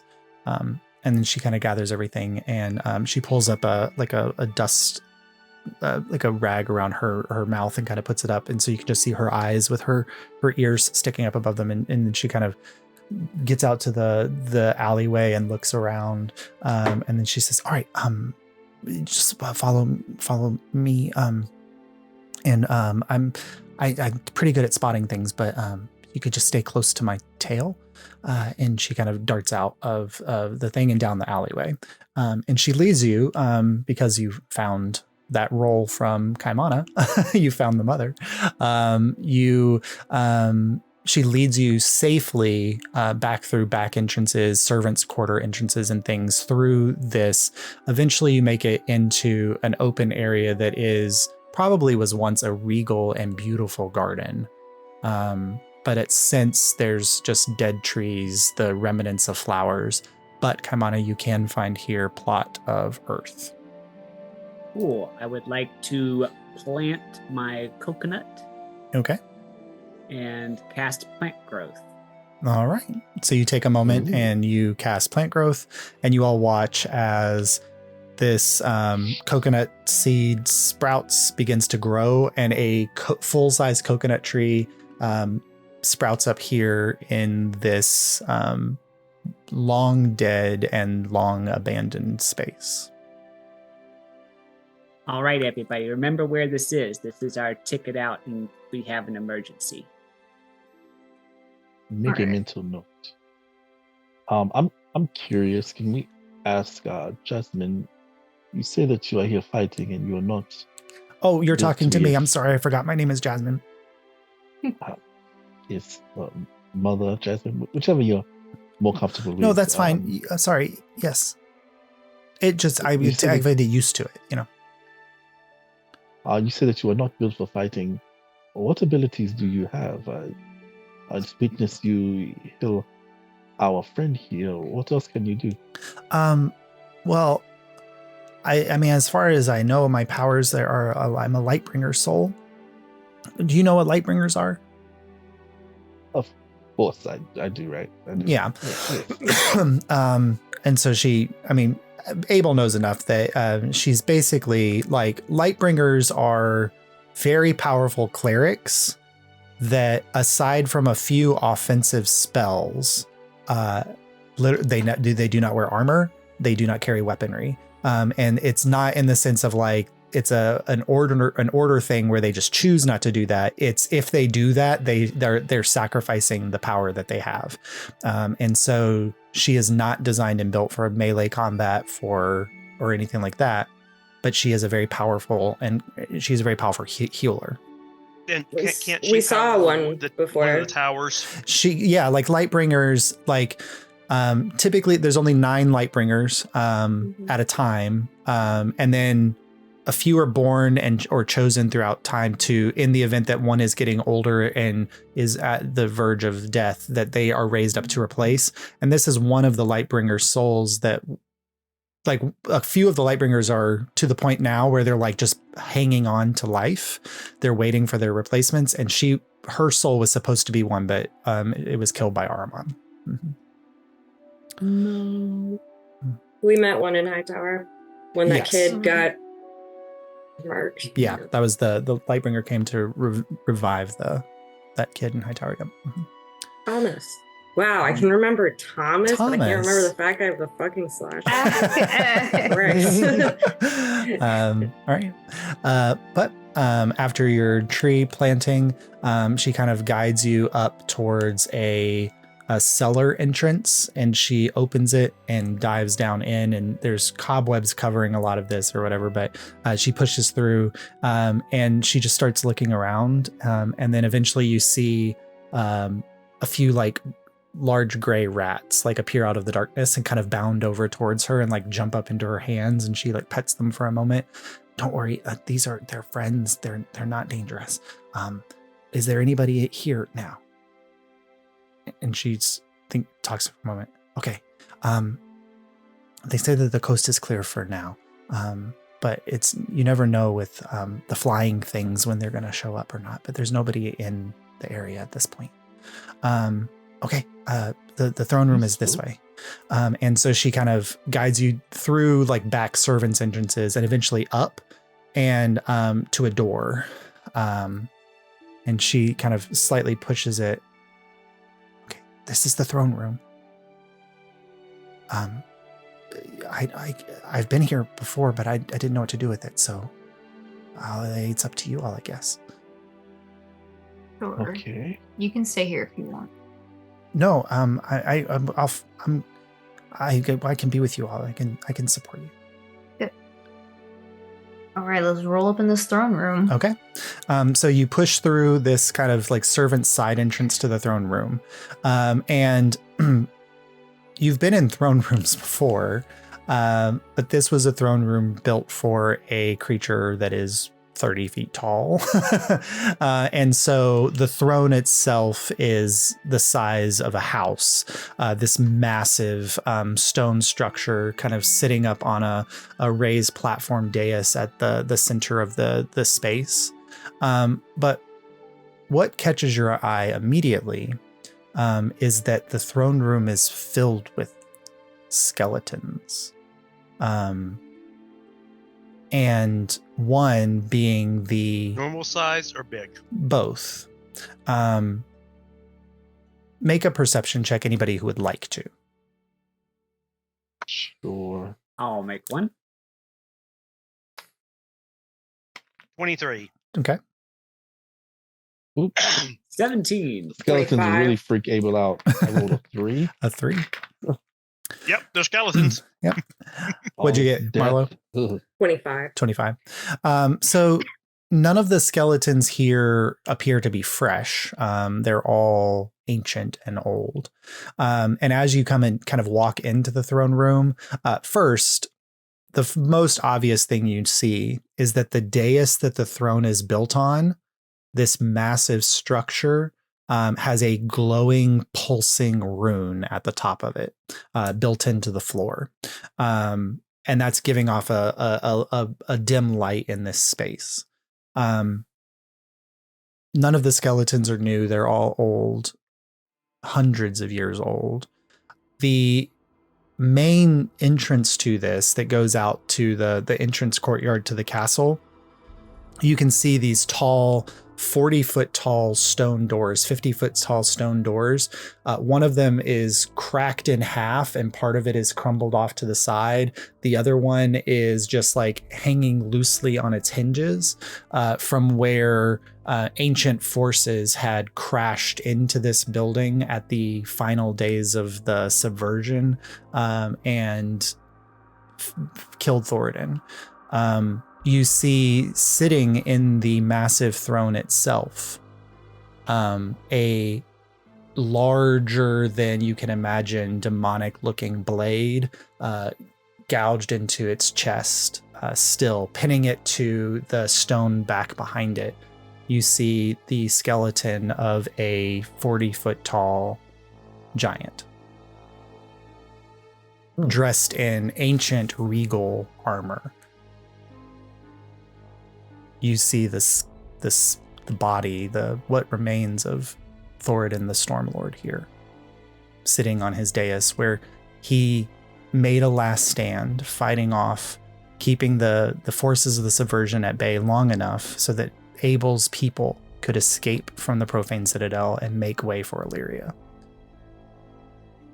Kakoa, you find familiar looking jewelry in the rubble. Red beaded necklaces, beaded bracelets, and they're all kind of what remains on a few of the skeletons there. And they're familiar because they are the types of jewelry that Abel and the people of Nuevia wear.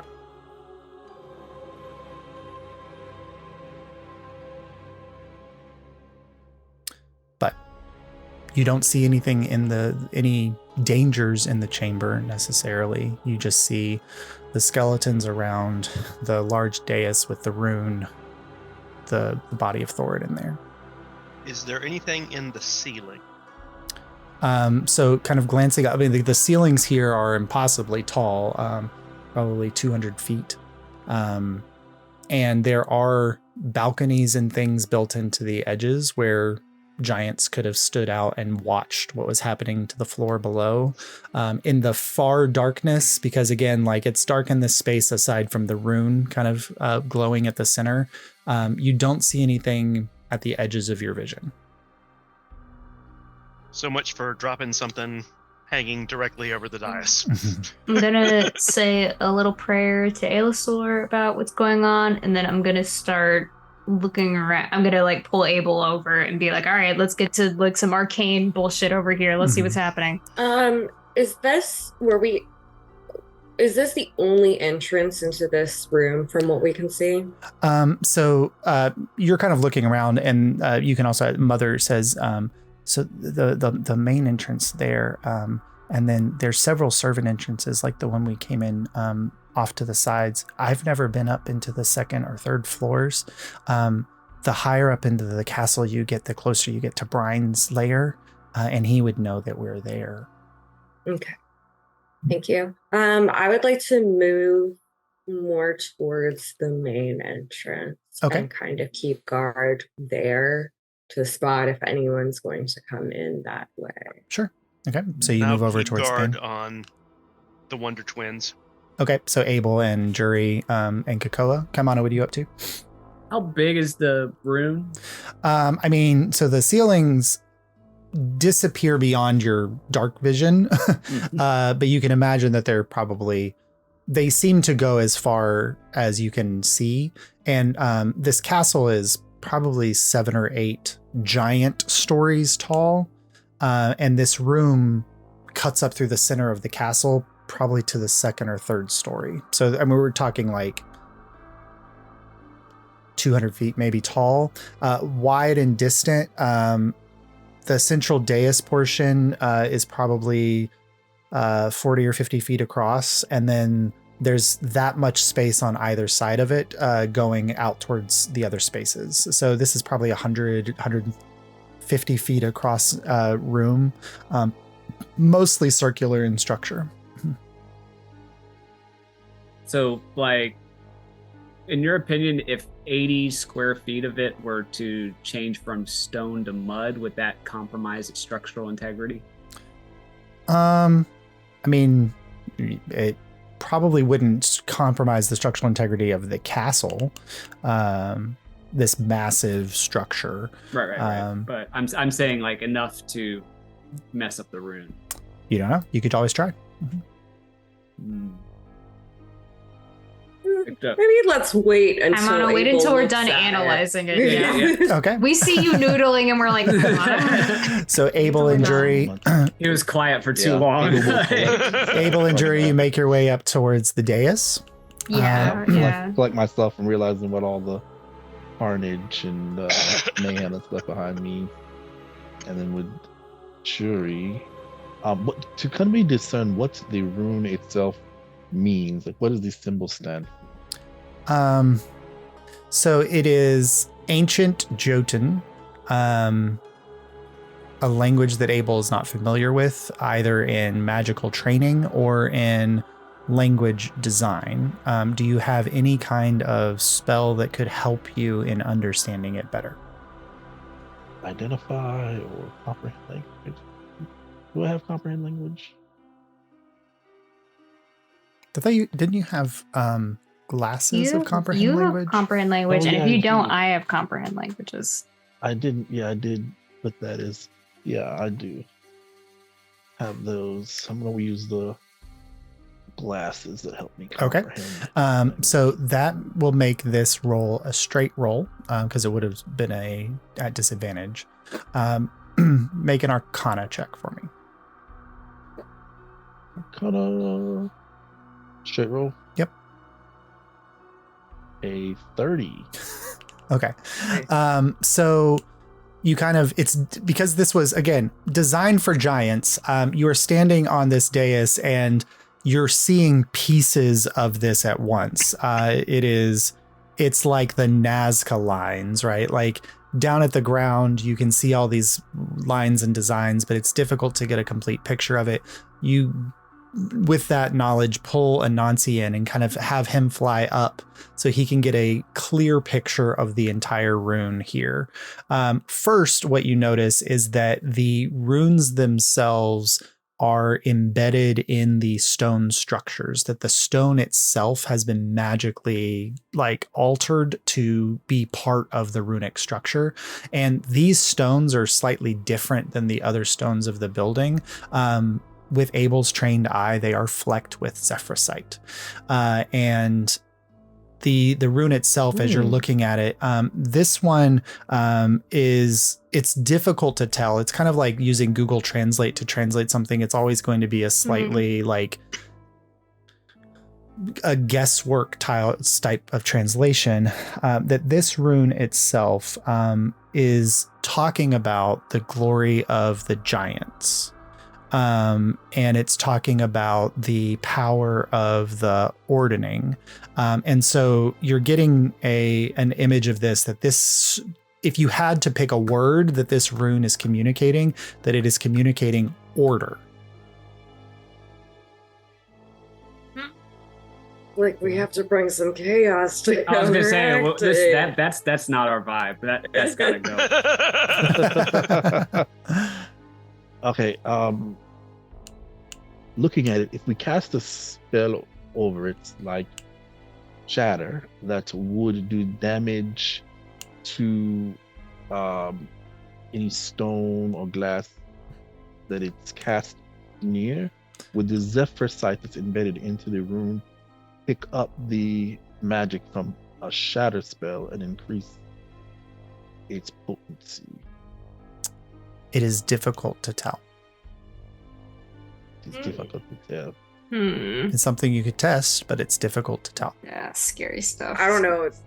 Now that I'm hearing that it's embedded in the stone, that bad idea does not seem terrible to me. I'll look at my spells. Being able to just staring up at it like two guys like trying to fix it, some kind of thing they have no idea how to fix. I look at fix an engine. I look at the skeleton. Okay. Of the king. Is it wearing any rings or anything like that? I'm trying to think if there's some kind of control for activating the rune or. I mean, that sword's got to be cursed as shit, right? Yeah, so there's the massive sword that's plunged into its body. He himself, you can see kind of off to the side a massive axe that's carved in runes that has fallen off to the side of the throne, where he fell back into this at the last moment. He does have rings on his fingers, but make a investigation check, Koa. Mm-hmm. Be careful not to desecrate the body. Does that axe look like it could be wielded by a humanoid, or is it it is 15. Probably it is taller than, it is like 10 or 11 feet. It's huge. That's awesome. Yeah. That's so sick. What was that, Koa? 15. looking at it, the only thing that leads you to believe that these are probably not magical rings in any nature is that they are slightly tarnished. Okay. Yeah, but the armor that it's wearing and the axe both are oddly pristine considering the fact that they've been sitting here for 250 years. Mm-hmm. So how the armor big is the itself sword that's stabbing him? Probably 12 feet. Big sword. Yeah. And does it give enough magic vibes? It is also keenly untarnished. Okay. Even Kaimana knows not to touch that fucking sword. Question: the armor itself is covered in runes that the Storm King was wearing? Yeah, so you can kind of see like around the collar and certain areas of the breastplate on the runes that this was an enchanted piece of armor, and the runes that enchanted it are there. Mm-hmm. The sword was able to pierce through the armor that was covered in runes. Yes. I have an idea, but I'm going to let everybody else play out first. So I'm going to, with Jury, take Jury on this thought train that Abel's having. If the storm giants, the king's armor was covered in runes and the blade was able to pierce his armor, perhaps it will have an effect on the rune. I could wield that sword. Rune. Or I could pick it up. Well, the only question is, can we identify the sword? The one that's like up on, that's stuck into him, or his axe that's on the ground? I was thinking the one that's stuck in him. My thought is that if that sword was able to break through his runes on his armor, then it may. Then it has some kind of like enchantment, possibly, that could.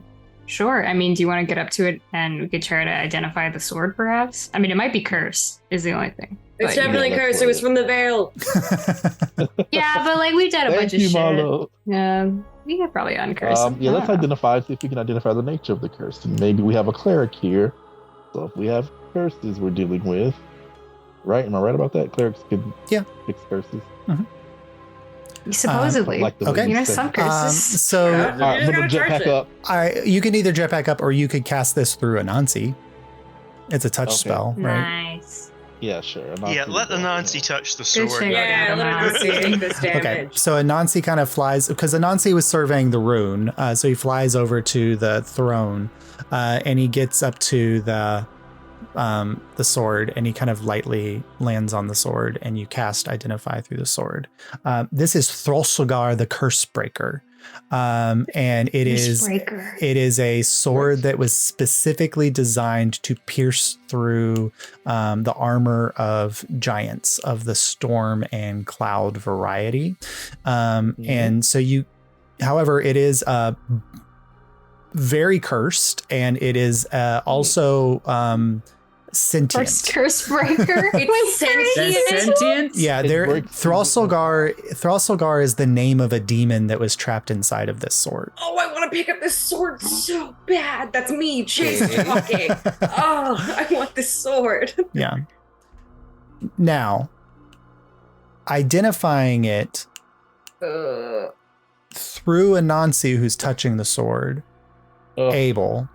Oh no. Yeah. There you go. What spirit reaches for me? Is this the demon? What's his name? Throlsogar. Throlsogar. Say my name again. Oh no! Oh, Beetle, this little Beetle. Bad idea. I'm hearing Ace through the wall. I just love Abel gets to talk to the demons all day. It's always him. always. I just picture us standing around and then not hearing the other side of this and just hearing Abel go, "Are you Throsselgar? Abort! Weirdly sexy demons just love Abel. It just always happens. It's a thing. It's a thing. Okay. What do you want? What do you want to accomplish? I want to shatter Thoriden's hold. We can maybe work I want something out. this thing. If I can help you accomplish your goal, will you keep me from being cursed with your blade? Say my name. I'm not. What will happen if I say your name? I can show you the truth. Or you can tell me. I'm a very fast learner. I'm not a devil. I do not make deals. If you do not make this deal, then you will stay here forever. And I will live longer than you.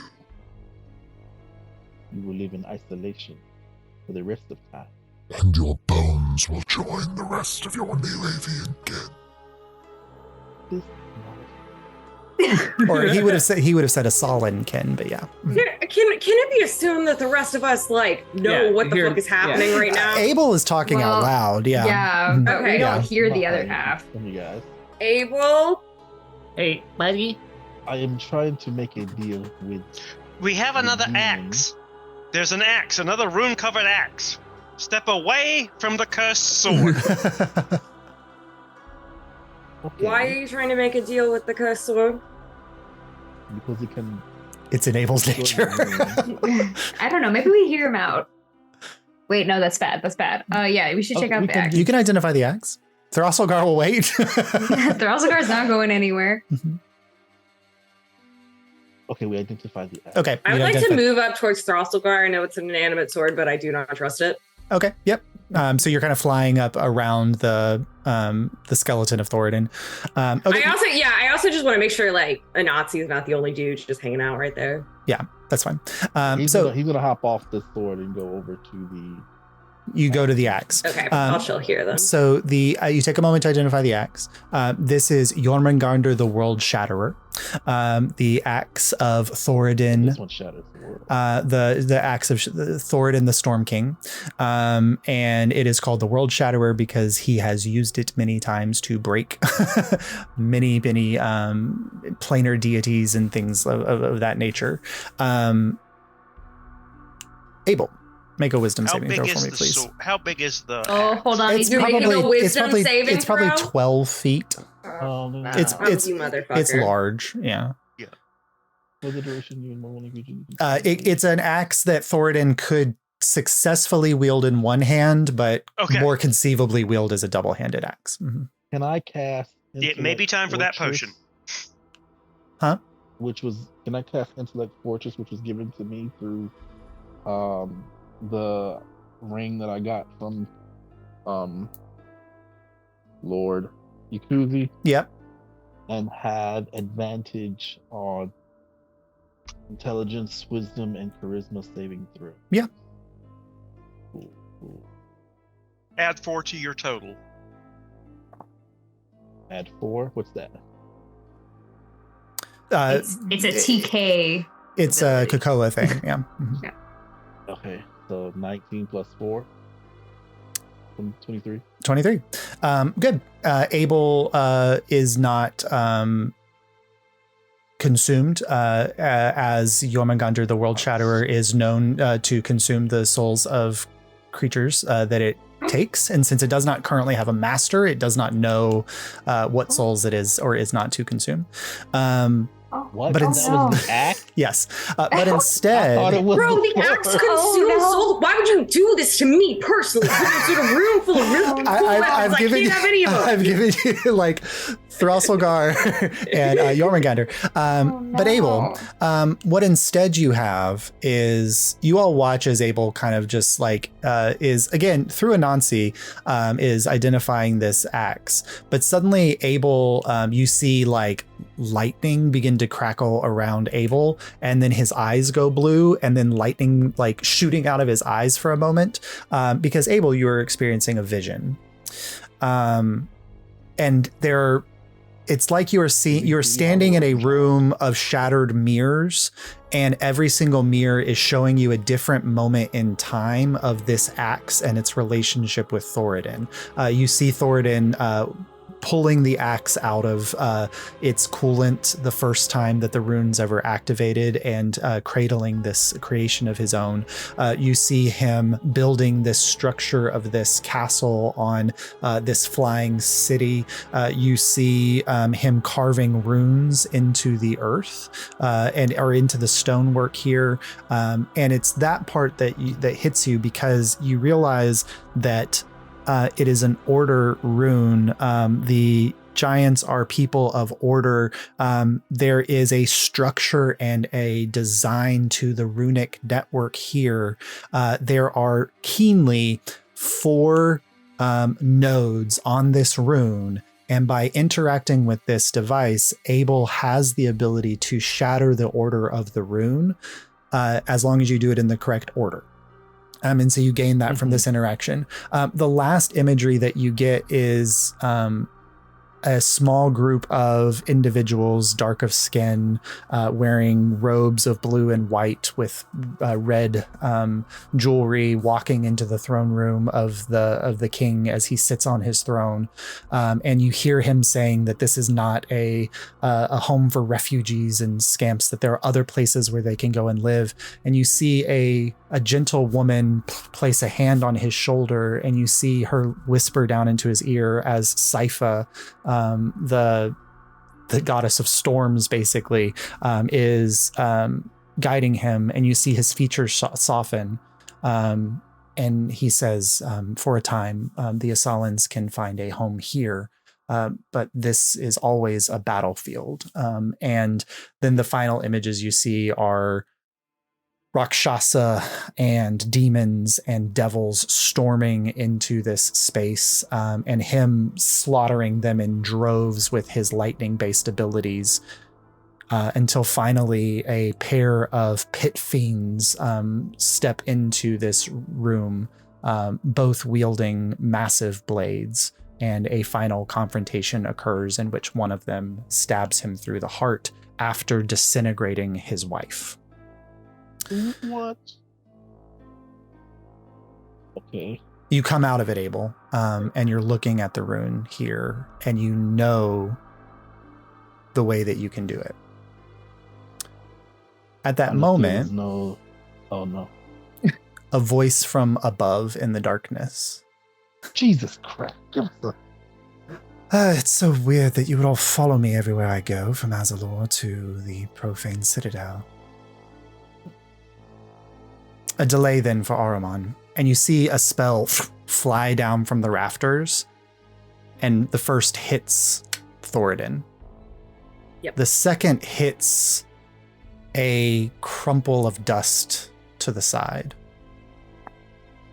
And Abel, you have 4 turns. That's how long it would take you to deactivate this rune. But cracking and moving, the skeleton of Thoriden rises from its throne and pulls off of the blade, as swirling the dust next to it begins to take corporeal form, as Sypha and Thoriden, now controlled by Terrell Dimwalla, rise to beat you. And that's where we'll pick up next week. God, she thinks she's so hot. She is. She really thinks she's like a fucking 10 running around. She is. She's an 8, but she puts in work. I refuse to believe it. Wow. I do want to note that this is the episode where We were flying around a magic carpet, and then we now we have a jasmine, and I think that's great. I didn't even make that connection. I know you didn't. I was just like, what's my favorite tea? Oh, jasmine tea. We're in a whole new world. And you are in a whole new world. Oh, God. Yeah. And this is the part where you fight the revived corpses. My favorite part of Aladdin. Oh, Yeah. Do you want to wait till next week to see their minis? No, I want to see. Okay, hold on. I'll Wait, wait let me switch my camera. This is Thoriden's Walk to the mini. other room and see. Wait, I gotta switch my camera. Bitch. Are you gonna paint him? I have to paint him. Take close Yeah. up Ronnie. shots. I'm gonna paint him. And then let me grab Sypha. Let me grab Sypha. I mean, if you're gonna go all out, just go all out. I love how we all walked into a room full of skeletons. We were like, now how does this trigger? How does this trigger into the fight? And we couldn't figure it out. Yeah. Just had to It's wait. like, are we gonna get hit with waves? I was like, it's gonna be Tarleton Walla popping up, but yeah. Whoa. holy That's shit. Sypha. Whoa, she's Whoa. gorgeous. Yes. Look Dang. at her. Oh, Damn. you cannot This is gonna be reanimate a wild. bunch of dead New You know, it'd be bodies. so good in this fight. I'm not gonna reanimate dead Real Nuavian them bodies. against Abel. Lord. That's That's just- horrific. Horrible. It's already bad enough. This is kind of like a sacred space in the salvation. Abel, of the you Nuavian people. almost got your soul fucking consumed by an axe. Let's talk about what This is space has wrong already here. been corrupted, but before we got here, Yeah. Yeah. Yeah, they didn't need our help. they've But the been fact using that- this whole place for bad. The fact that Josh said your soul was not consumed this session really makes me anxious in a way I didn't But the understand thing is, before. do you see how he low-key encouraged me to touch the axe? yeah, So- this You were was the naturally- 80s. No. I You were wanted you to naturally talk to the curious, sword. Yeah, you're naturally curious, friend. What was That's it? not your Was it fault. what was his name? versus Lord. talking to the cursed demon sword, that was actually the better choice. Was I it? think. Well, we were Exactly. like 5 Throssell-Doom? seconds away from me getting that demon sword up in my telekinesis, and it was gonna be bad. Yeah. I mean, like, you can either. So there's two ways you could go about this. I mean, Abel could dedicate his time here to breaking the rune, or you can fight and then do it afterwards. So there's still whatever. But, We will have to see. Oh, Chunk the I feel room. like, I feel like we should do the rune. Hold him off for 4 rounds. We can totally do that. Yeah, that'd be fun. Totally do that. I'm excited. If the room's destroyed, does the entire tower come down? you don't know. What is I the hope. purpose? I hope that roof falls right on Dim Wallace's head. That would be so funny. Yeah. Hell yeah. How high above us is she? Well, she's far enough away that she's out of dark vision range. What's her first name? Tyrell. Lord, no. We gotta make sure that. Damn, I call her Terrell every time. Tyrell Never Dimwalla. stop. Yeah. I always use her full name because Tyrell Dimwalla is like one of my favorite names that I've ever come up with for an Yeah, I love NPC. it. Very good And Sypha love is taken from, that's a thing for Abel to enjoy, or for Ronnie to enjoy. The What? Sypha from Castlevania, but it's fine. Everyone knows Cypher. Okay, gang. Well, this was very fun.